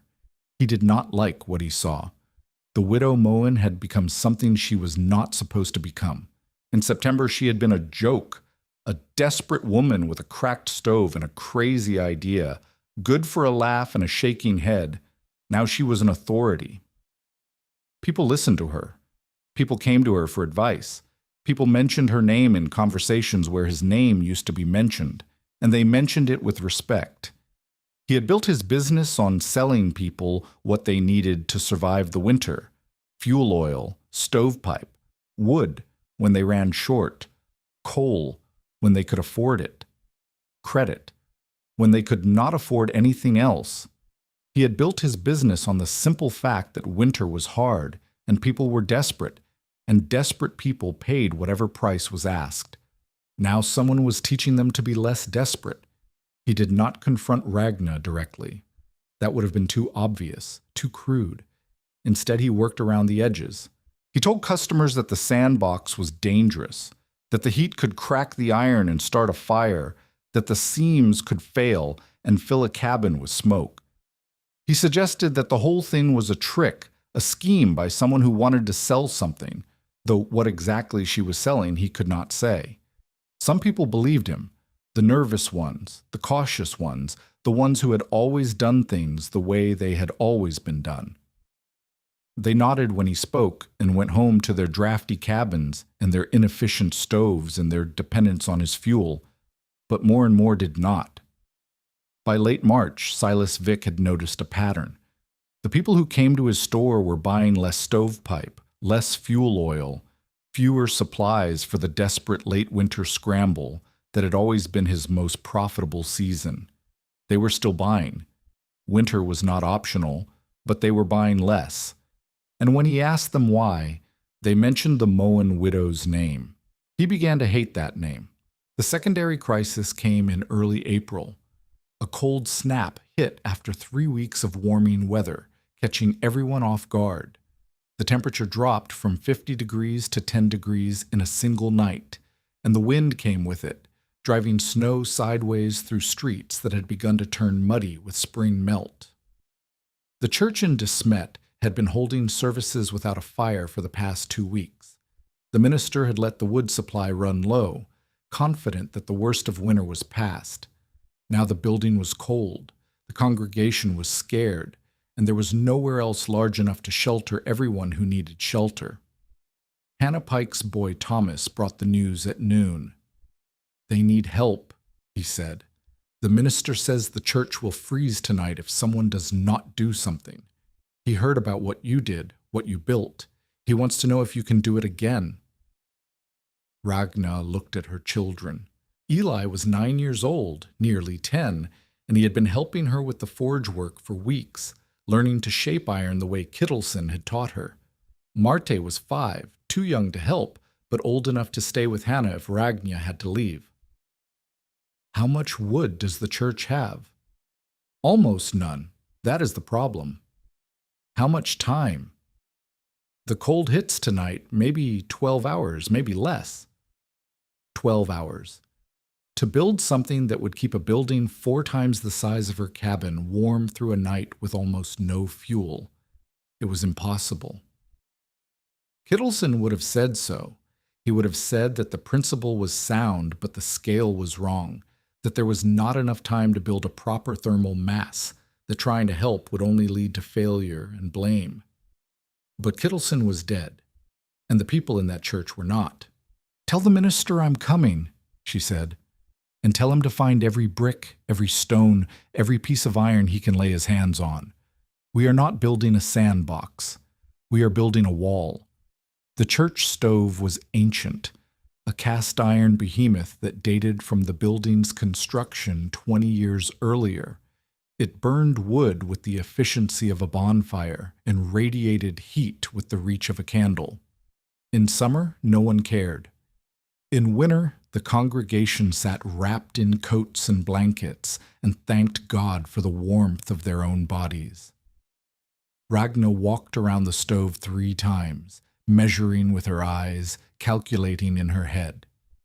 The principle was the same as the sandbox: capture heat in mass, release it slowly. But the scale was different. She could not build a box in 12 hours. She could not fabricate sheet iron without a forge, and the nearest forge was Kittelson's, standing cold and empty on the hillside. What she could do was improvise. "Bricks," she said to the minister. "Every brick you can find, broken ones are fine, stack them here, against this wall, leaving a channel for air." What will that do? The stove heats the air moves through the channel, the bricks absorb the heat and hold it. She pointed at the far wall. When the fire dies, the bricks radiate. Not as well as iron filled with sand, but better than nothing. Will it be enough? I do not know, but it is what we have. They worked through the afternoon. Ragna directed, others carried. They hauled bricks from a construction site at the edge of town, from the rubble of a collapsed outbuilding, from the minister's own garden wall that he ordered torn down when she said she needed more. They stacked the bricks in a double row behind the stove, leaving a finger-width gap between each row for air to flow through. They placed flat stones on top, salvaged from a fireplace hearth to add more mass. By 5 o'clock, the wall was waist-high, and the temperature outside had dropped to 15 degrees. By 7 o'clock, the wall was shoulder-high, and the first families were arriving at the church. By 9 o'clock, Ragna lit the fire. She stayed all night. The congregation huddled on benches, wrapped in whatever they had brought, blankets, coats, quilts, each other. The children were placed closest to the brick wall, their backs against the rough surface that was slowly growing warm. The elderly sat beside them. The young and strong sat farther out, accepting the cold so that others might have the heat. Ragna fed the fire every hour. She had calculated how much wood they had, perhaps 2 hours' worth if burned conservatively, less if burned hot. She chose to burn hot. The wall needed to absorb as much heat as possible before the fuel ran out. At 11 o'clock, she let the fire die. The congregation went silent. They knew what she was doing. The story of her cabin and her sandbox had spread through the town in the weeks since the storm. They knew that this wall was the same principle, the same gamble, the same bet that stored heat could outlast a cold night. But knowing was not the same as trusting. Ragna sat against the warm bricks and waited. At midnight, the stove body was cold. At 1 in the morning, a child began to cry from the chill. At 2 in the morning, the brick wall was still warm, not hot, not warm enough to drive back the cold completely, but warm enough that the people pressed against it were not freezing, warm enough that the children stopped shivering after the first hour, warm enough that when dawn came, gray and pale through the frost-covered windows, everyone who had entered the church was still alive. The minister stood at the front of the congregation and began to pray. Ragna did not bow her head. She looked at the brick wall, crude, improvised, nothing like the elegant sandbox that Kittleson had helped her build, and thought about what he had told her on that first day in his forge. I do not know if it will work, but the theory is sound. The theory had been sound, and it had saved 100 people's lives. If this story reminds you that preparation is not just about having more, but about thinking differently, share it with someone who needs to hear it. The morning after the church shelter, Silas Vick stood on the steps of his store and watched the congregation walk home through the snow. They were talking about the Moen widow. Of course they were talking about the Moen widow. They had spent the night pressed against a wall she had designed, surviving a cold snap-on heat she had stored. Some of them were already asking about building their own thermal walls, their own sandboxes, their own adaptations of the principles she had taught. His business would never be the same. He had known this was coming. He had felt it building through March, through the slow erosion of his spring sales, through the conversations that stopped when he walked into a room. But knowing was not the same as accepting. He walked back into his store and began to think. The thaw came in late April, and with it came a transformation. Ragna's cabin had never been beautiful. It was still the same 12 by 16 structure she had built in those desperate first weeks, with its leaning walls and patched canvas and roof that leaked in 3 places when the rain came hard. But now there was traffic. People came from miles around to see the sandbox, to ask questions, to take measurements, to learn. She did not charge them. She did not know how to charge them, and she was not sure she wanted to. The knowledge was not hers alone. It had come from her father, from Kittleson, from the principles that had been known for centuries in the old countries. She was not inventing something new. She was remembering something old and finding a way to use it. But the teaching took time, and time was something she did not have in abundance. The claim still needed to be proved. The legal requirement was 5 years of continuous residence and improvement before the land became hers outright. She had been on the land for 8 months. There were 4 years and 4 months left to go. In that time, she had to farm, to maintain the cabin, to raise 2 children, and somehow to keep answering the questions that arrived with every visitor. She began to train others. Hannah Pike was the first. She had watched Ragna work, had taken notes, had asked every question she could think of. Now she began to answer questions herself, showing her own adaptations: a brickbat stove, a stone shelf along the wall that held heat through the night, to neighbors who could not make the trip to Ragna's claim. Others followed. The schoolteacher from Iroquois built a thermal wall in his classroom and began teaching the principle to his students. The minister added a permanent brick installation behind the church stove and wrote about it in his letters to other congregations. The railroad man convinced his supervisors to trial a sandbox design in 3 station houses along the line. The knowledge spread the way heat spread from the sandbox, slowly, steadily, radiating outward from a center that had stored it. Ezra Bell came again in May. He arrived in a wagon this time. The roads were clear enough for wheels, and he brought a gift: a window, a proper glass window, framed and ready to install, large enough to replace the salvaged frame that Ragna had been stuffing with rags all winter. "From the Hendricks family," he said. "They wanted to thank you for finding their boy." Ragna looked at the window.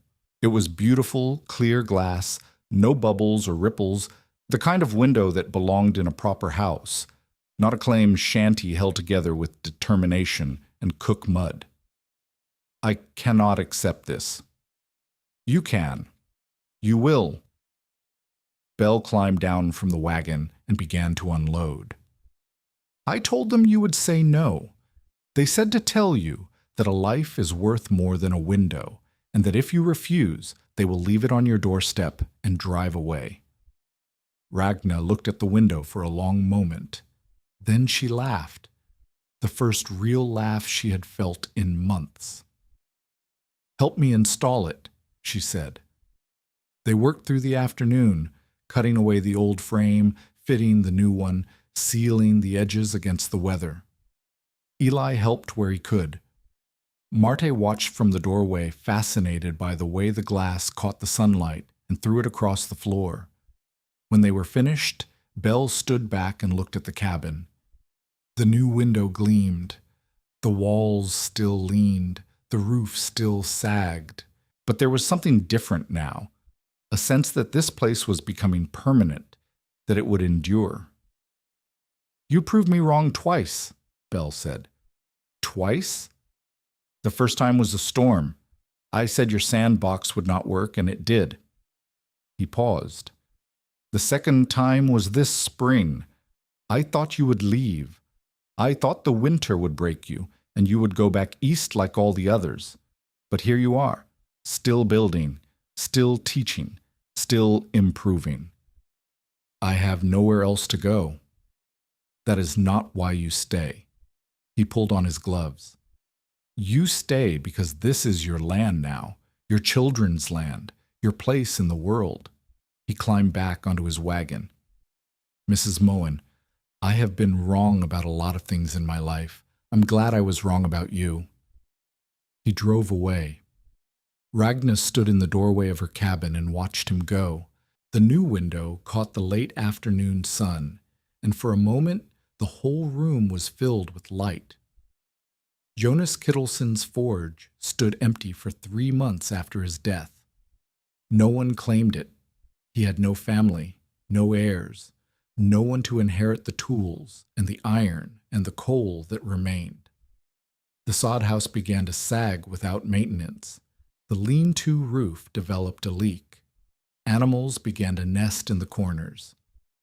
In June, Ragna walked to the county office in De Smet and asked what would happen to the property. "It will revert to the territory," the clerk said. "Eventually. Could take years. No one is in a hurry to claim abandoned land with nothing on it but a burned-out forge." "What if someone wanted to use it? Not claim it, just use it." The clerk looked at her over his spectacles. "Use it for what?"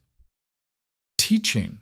I want to teach people how to build things, the kind of things Kittleson built." "You?" "Me." The clerk was silent for a moment. Then he shrugged. "I do not see why not. If no one owns it and you are not taking anything, it is just land with a roof. Do what you want with it." Ragna reopened the forge on the 1st of July. She did not use it the way Kittleson had used it. She could not. Her skills were still crude, her strength still limited, her knowledge still incomplete. But she could light the fire. She could heat the iron. She could show others the basics of what Kittleson had shown her. The first student was Eli. He was nearly 10 years old now, tall for his age, with his father's hands and his mother's determination. He had watched her work all winter. He had helped with the construction, the repairs, the endless small improvements that kept the sandbox functioning. Now he wanted to learn more.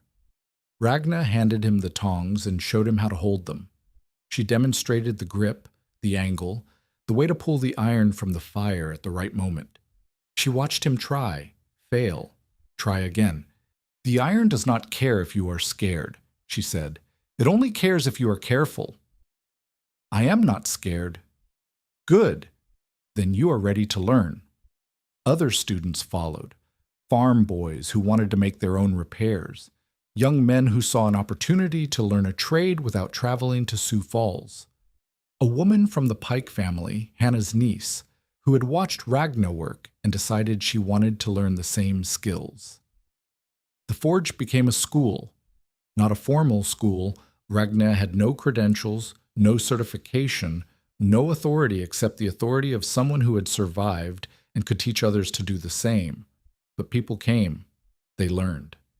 They took what they learned back to their own homes and their own communities, and the knowledge spread. By August, Ragna had taught 23 people the basics of ironwork. By September, 3 of them had built their own adaptations of the sandbox. By October, when the first cold snap of the new winter arrived, there were 7 thermal mass installations in Kingsbury County that had not existed a year before. The winter would still be hard. It would always be hard. But it would be a little less deadly for a few more people because of what had been learned. Silas Vick made his move in late September. He came to Ragna's cabin on a Tuesday afternoon, driving a wagon loaded with sheet iron and stovepipe and coal. He stopped in front of her door and waited, not climbing down, until she came out to see what he wanted. "Mrs. Moen," he said. His voice was carefully neutral. "I have a proposition." Ragna looked at the wagon, at the supplies, at Vic himself, thinner than he had been in September of the previous year, his hair grayer, the lines around his mouth deeper. He did not look like a man who had been prospering. "What kind of proposition?" "I want to sell your sandboxes in my store. I will provide the materials at cost, you will provide the design and the instruction, and we will split the profit equally." "I do not sell the design, I give it away." "I know, that is the problem." He shifted on his seat. "Mrs. Moen, I'm not a fool. I can see what is happening. People are buying less from me because they need less. They need less because of what you have taught them. If I cannot fight it, I might as well join it. You want to profit from something I give away for free. I want to help more people get it faster. You can teach 20 people a year, maybe 30. I can sell materials to 100, 200. More people with sandboxes means fewer people freezing in January. Is that not what you want?" Ragna studied him. She remembered his words in the store 14 months ago. Ezra Bell has his opinion, and I have mine, and neither of us expects to see you at the counter in April. She remembered the rumors he had spread, the doubts he had seeded, the nickname he had given her contraption.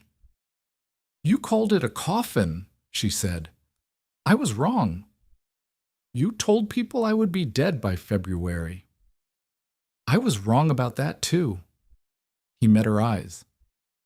"Mrs. Moen, I have made my living for 20 years by selling people what they need to survive. I thought I knew what survival looked like.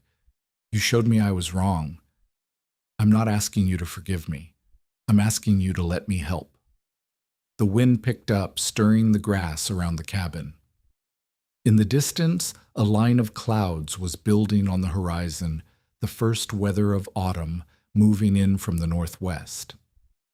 "I will think about it," Ragna said. "That is all I ask." He drove away. She thought about it for a week. She talked to Hannah Pike, who said that Vic was a snake, but that snakes sometimes served a purpose. She talked to Ezra Bell, who said that Vic was a businessman, and that businessmen followed opportunity like water followed gravity. She talked to the minister, who said that redemption was possible for anyone and that she should not close the door on someone who was trying to change. She did not talk to Kittleson. Kittleson was dead, but she thought about what he would have said. "The knowledge is not yours to hoard. It came from somewhere, and it should go somewhere. If selling it means more people have it, then selling it is not wrong." Or maybe he would have said something else entirely. Maybe he would have told her to throw Vic off her property and never let him return. She did not know. She would never know. What she knew was this: the winter was coming, and there were still people who would freeze because they did not have the knowledge or the materials to build what she had built. If Vic could help more people get those materials faster, then refusing him would cost lives. She sent word to his store on the 1st of October. "I accept," the message said, "but I set the terms.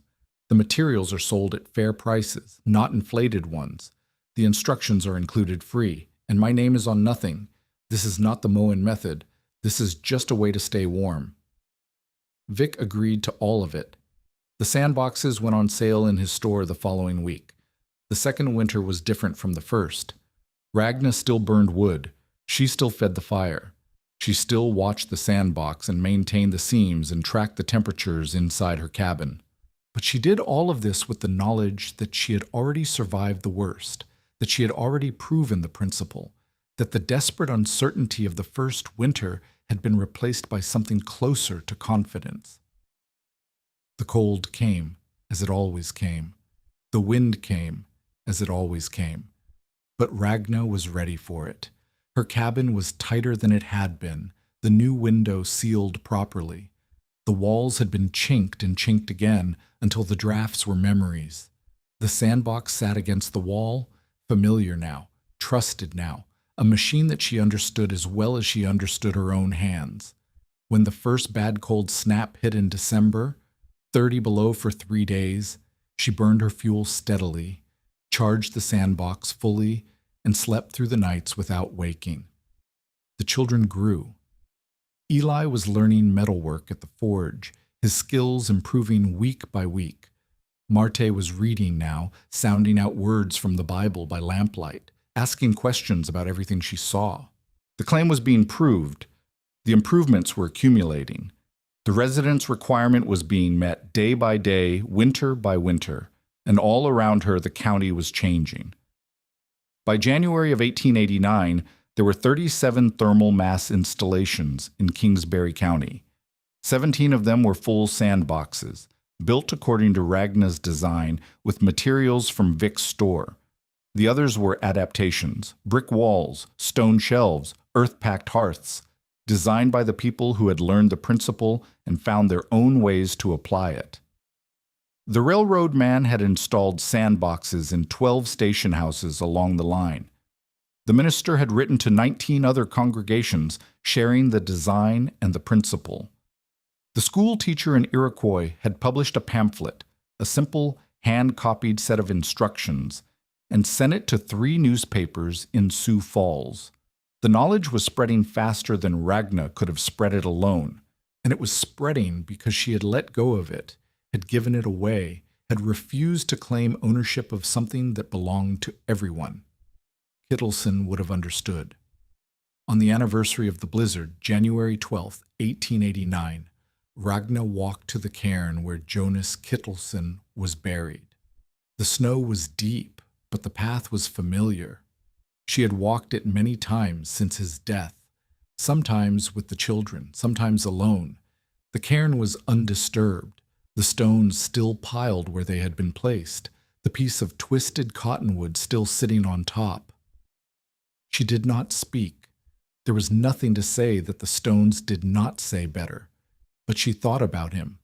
She thought about the first day she had found his forge, desperate and ignorant and certain that she was going to fail. She thought about the way he had laughed when she described her idea, not mocking, just surprised. She thought about his hands shaking too badly to grip the tongs, teaching her to do what he could no longer do himself. "You learn fast," he had said. "Most people choose to give up. You choose to learn." That is not nothing. It was not nothing. It was everything. It was the difference between dying in a blizzard and surviving it. It was the difference between one cabin staying warm and 100. It was the difference between knowledge hoarded and knowledge shared. Ragna placed her hand on the top stone of the cairn. "Thank you," she said. The wind moved through the grass. The snow glittered in the winter light. Somewhere to the south, smoke rose from a dozen chimneys, a dozen cabins, a dozen families staying warm on heat that had been stored and remembered and released. She walked home. The 3rd winter passed, and the 4th, and the 5th. Ragna proved her claim in the summer of 1892. She walked to the land office in De Smet with her documentation, 5 years of continuous residence, 5 years of improvement, 5 years of survival, and signed the papers that made the quarter section hers. The clerk who processed the filing was the same clerk who had told her 5 years earlier that she could use Kittleson's abandoned forge. He looked at her signature, looked at her face, and shook his head slowly. "I remember when you came here," he said. "You asked about that old Norwegian's place. I thought you were wasting your time." "I was not." "No, you were not." He stamped the papers and handed them back. "Congratulations, Mrs. Moen. The land is yours." She walked home with the deed in her pocket, feeling the weight of it against her hip. 160 acres of Dakota prairie, bought with 5 years of labor and cold and doubt and small victories that had accumulated into something permanent. The cabin had changed since that first desperate August. It was still 12 by 16 feet. The original footprint had never expanded, but it was solid now, tight against the weather, with proper windows and a door that did not warp in the cold. The sandbox sat where it had always sat, against the back wall, a machine that had become so familiar she sometimes forgot it was remarkable. Around the cabin, the claim had become a working farm, 10 acres of wheat, a vegetable garden, a chicken coop, a small barn that Eli had helped her build, using skills he had learned at the forge, a cow and 3 goats, and a horse that was too old for heavy work but could still pull a light wagon to town. It was not wealth. It was not comfort, but it was hers. The forge had become the center of something larger than Ragna had imagined. By 1892, she had taught more than 100 students the basics of ironwork. Some of them had come once, learned what they needed, and never returned. Others had stayed for months, apprenticing themselves to her the way she had apprenticed herself to Kittleson, learning not just the techniques but the principles behind them. Eli was her best student. At 15, he could fabricate a complete sandbox from raw materials, cutting the iron, folding the seams, riveting the joints, mixing the cook mud. packing the sand. He understood the theory as well as the practice, could explain why the design worked and how to adapt it for different situations. When visitors came with questions Ragnar could not answer, she sent them to Eli. The teaching had changed her. She was no longer the desperate widow who had arrived with a trunk and 2 children and nothing else. She was, though she would never have used the word herself, an authority. People came to her for advice on heating, on construction, on the small technical problems that accumulated in every frontier home. She answered what she could and admitted what she did not know, and either way, people listened. The reputation had spread beyond Kingsbury County. Letters arrived from Sioux Falls, from Minneapolis, from places she had never heard of, asking about the sandbox, asking about thermal mass, asking about the principle that heat could be stored and released slowly. She answered some of the letters. Others she passed to Hannah Pike or to the school teacher in Iroquois or to anyone else who understood the principle well enough to explain it. The knowledge was no longer hers alone. It belonged to the prairie now. Silas Vick's conversion was complete by the winter of 1890.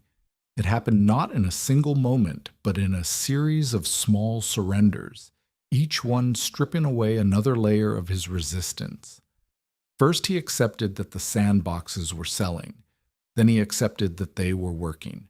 Then he accepted that his business was changing, that the old model of selling desperation was giving way to something else. The final surrender came on a night in January of that year, when a cold snap hit the county harder than anyone had expected. Vick's own back room, the storage space behind his store, where he kept inventory and sometimes slept during the busy season, had never been properly heated. He had always relied on a small stove and an abundance of blankets, accepting the cold as the price of doing business. But that night, with the temperature at 35 below and the wind driving snow through every crack in the walls, the small stove was not enough. He sent a message to Ragnar at midnight. She arrived with Eli and a wagon full of bricks. They worked through the night, building a thermal wall in Vick's back room the same way they had built one in the church 3 years earlier. Vick helped where he could, carrying bricks, mixing mortar, doing the unskilled labor while Ragnar and Eli did the work that required knowledge. By dawn, the wall was finished. By noon, the room was warm. Vick stood in front of the brick structure, his hand pressed against its surface, feeling the heat that radiated from the stone. His face was difficult to read, not quite gratitude, not quite shame, something between the two. "I should have built this years ago," he said. "Yes."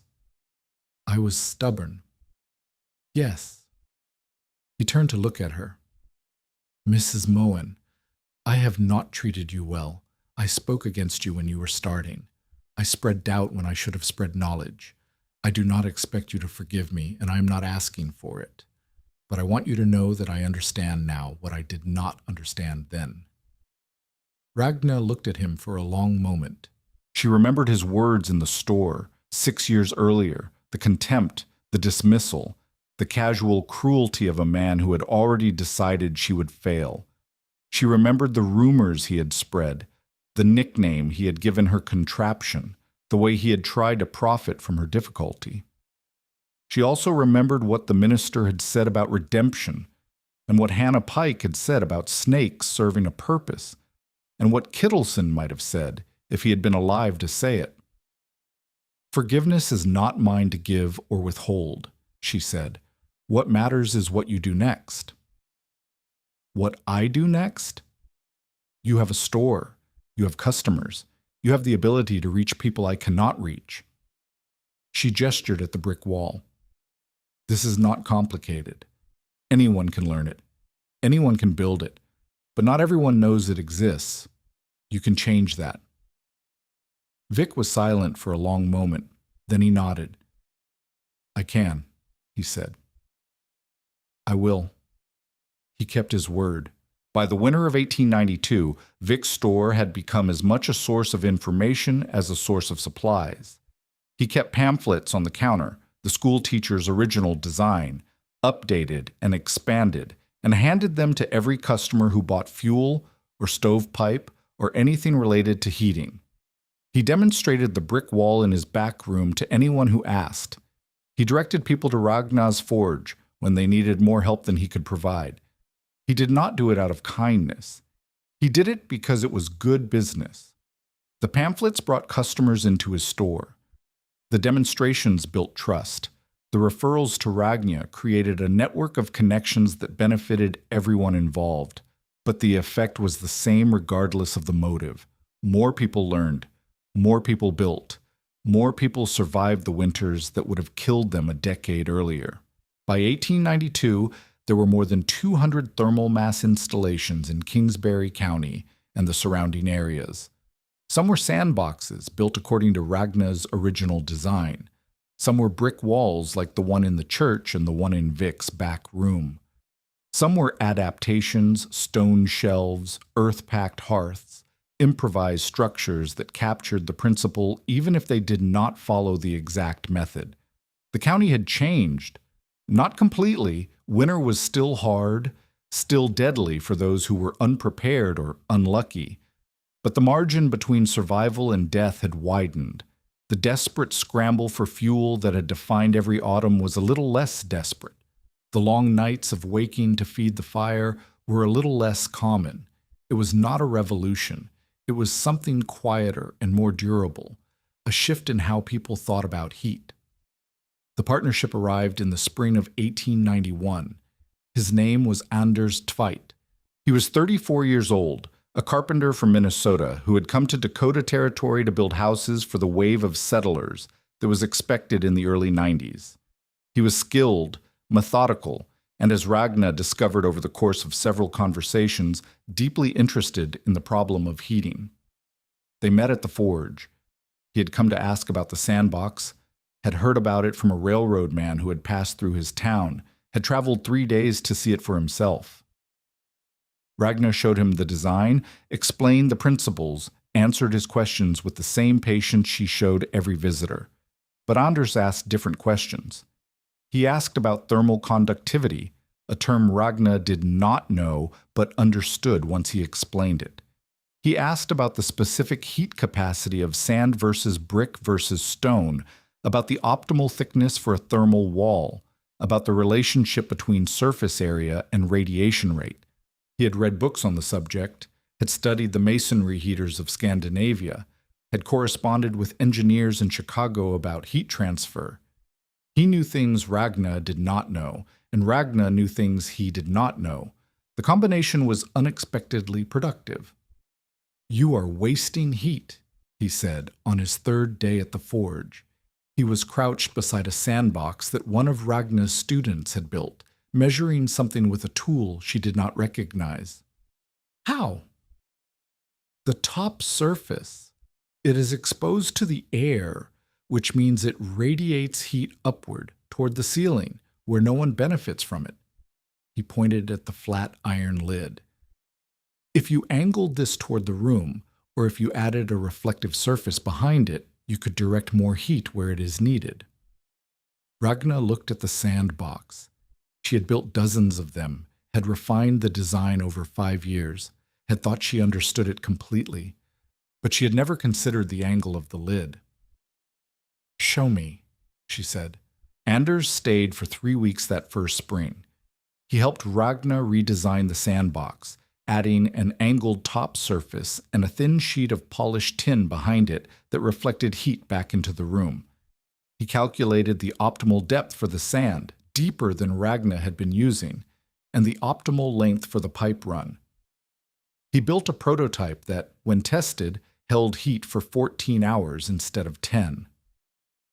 Ragnar watched him work. She asked questions. She learned. He returned in the fall, and again the following spring. Each time he stayed longer.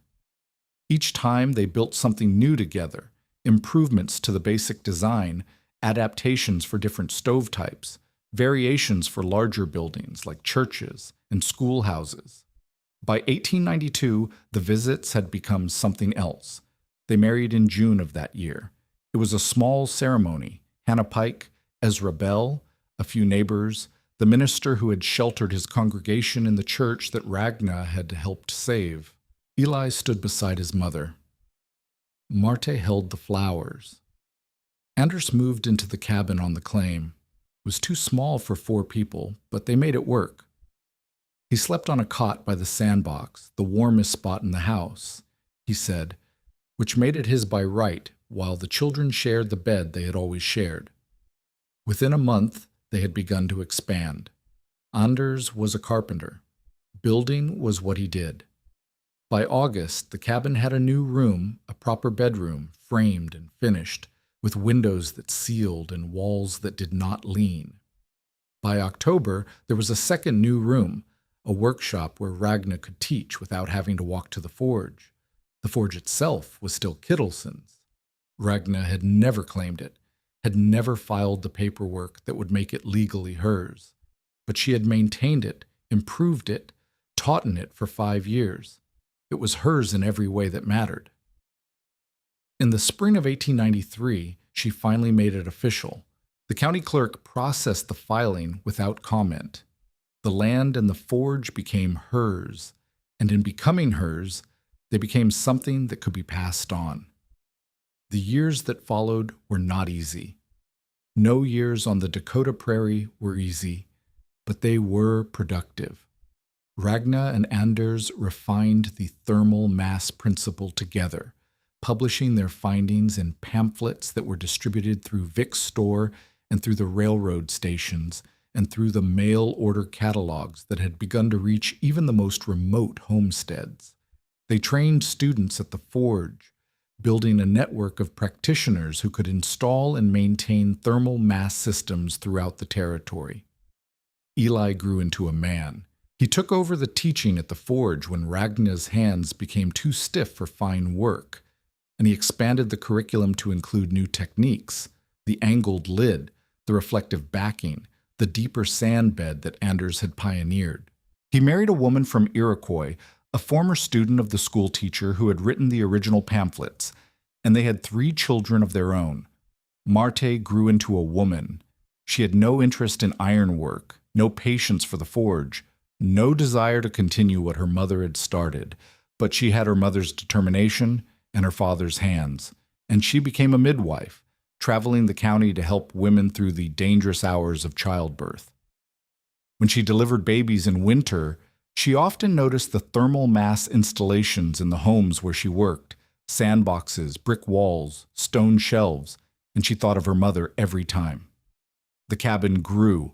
Anders added rooms as the family expanded, and then added more rooms as the family contracted, as children married and moved away, and the space became too large for 2 people to fill. By 1900, the original 12 by 16 structure had become a farmhouse with 7 rooms, a porch, and a cellar that stayed cool in summer and warm in winter because of the thermal mass built into its walls. The sandbox remained. It had been rebuilt 3 times, once in 1894 when the original iron finally rusted through, once in 1903 when Anders designed a more efficient version, and once in 1908 when Eli installed a model that incorporated every improvement they had developed over 20 years.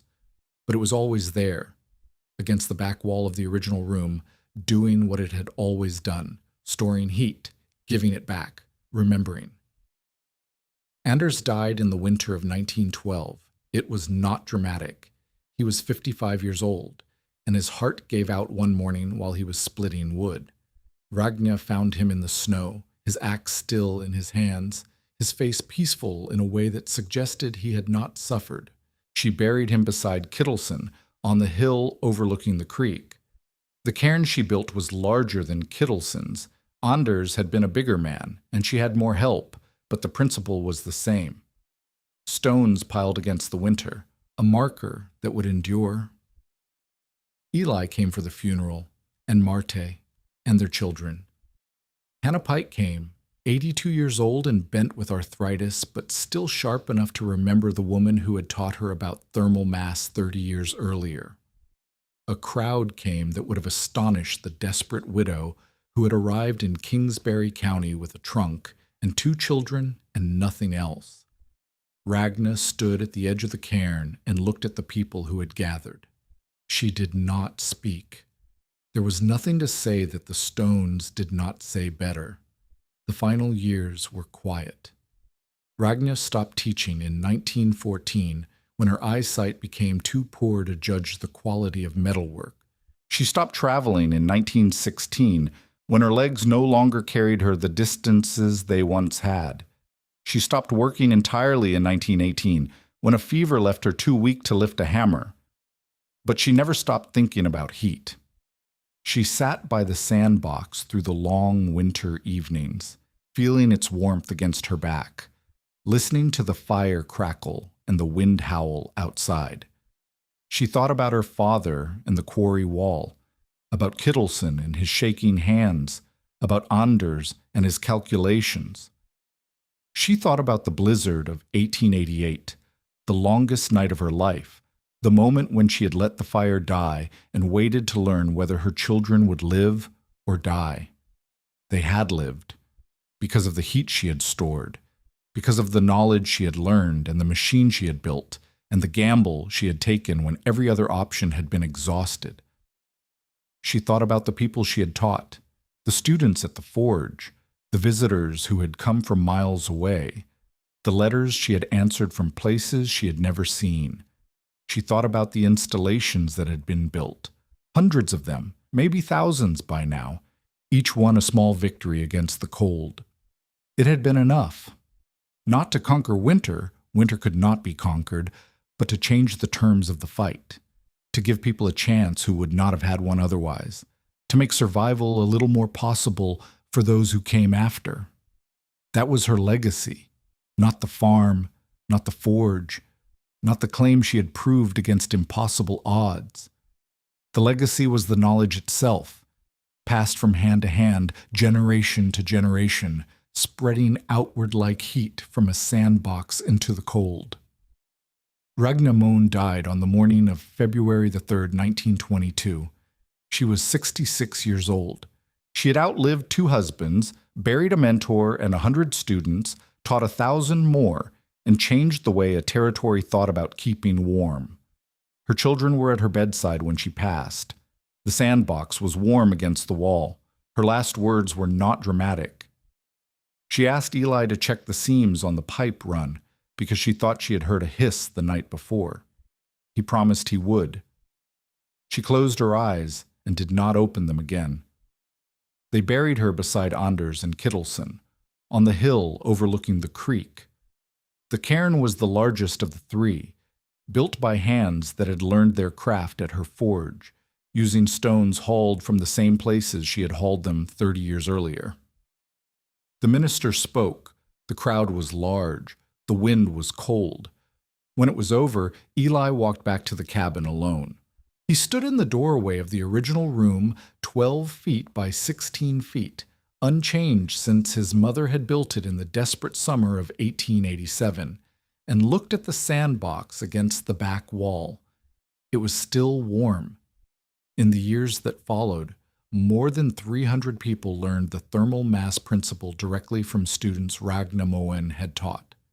The pamphlets she and Anders had written were reprinted 4 times and distributed as far west as Montana and as far east as Ohio.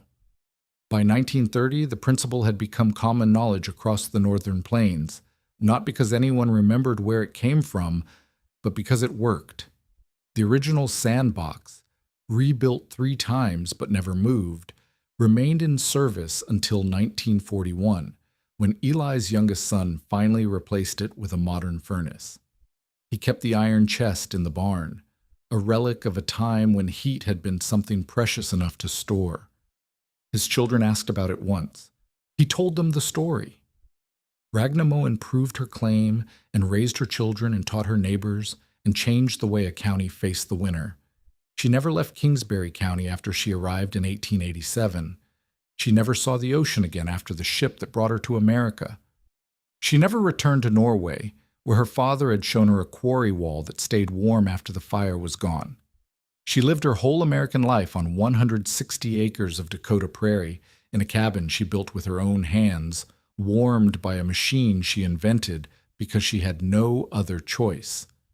When she died, the temperature outside was 17 below zero. The wind was blowing from the north, hard enough to rattle the windows in their frames. The sandbox had been charged the day before, the iron packed with heat from a fire that had burned hot and steady through the afternoon. The fire had been cold for 12 hours when she passed. The room was still warm. Ezra Bell had stood in her doorway in September of 1887, frost on his beard and certainty in his eyes, and he had told her what winter would do to her children. "When that cold comes through," he had said, "your children will not wake up before it takes them." 44 winters later, on a morning in February with the temperature at 17 below and the wind cutting through every gap in the world, Ragna Moen's children stood beside her bed and watched her go. The cold had come through. It had come through every year for 44 years. Her children had woken up every time, and in the corner of the room, against the wall where it had always been, the iron chest sat quiet and warm, giving back what it had stored, remembering the fire long after the flame was gone.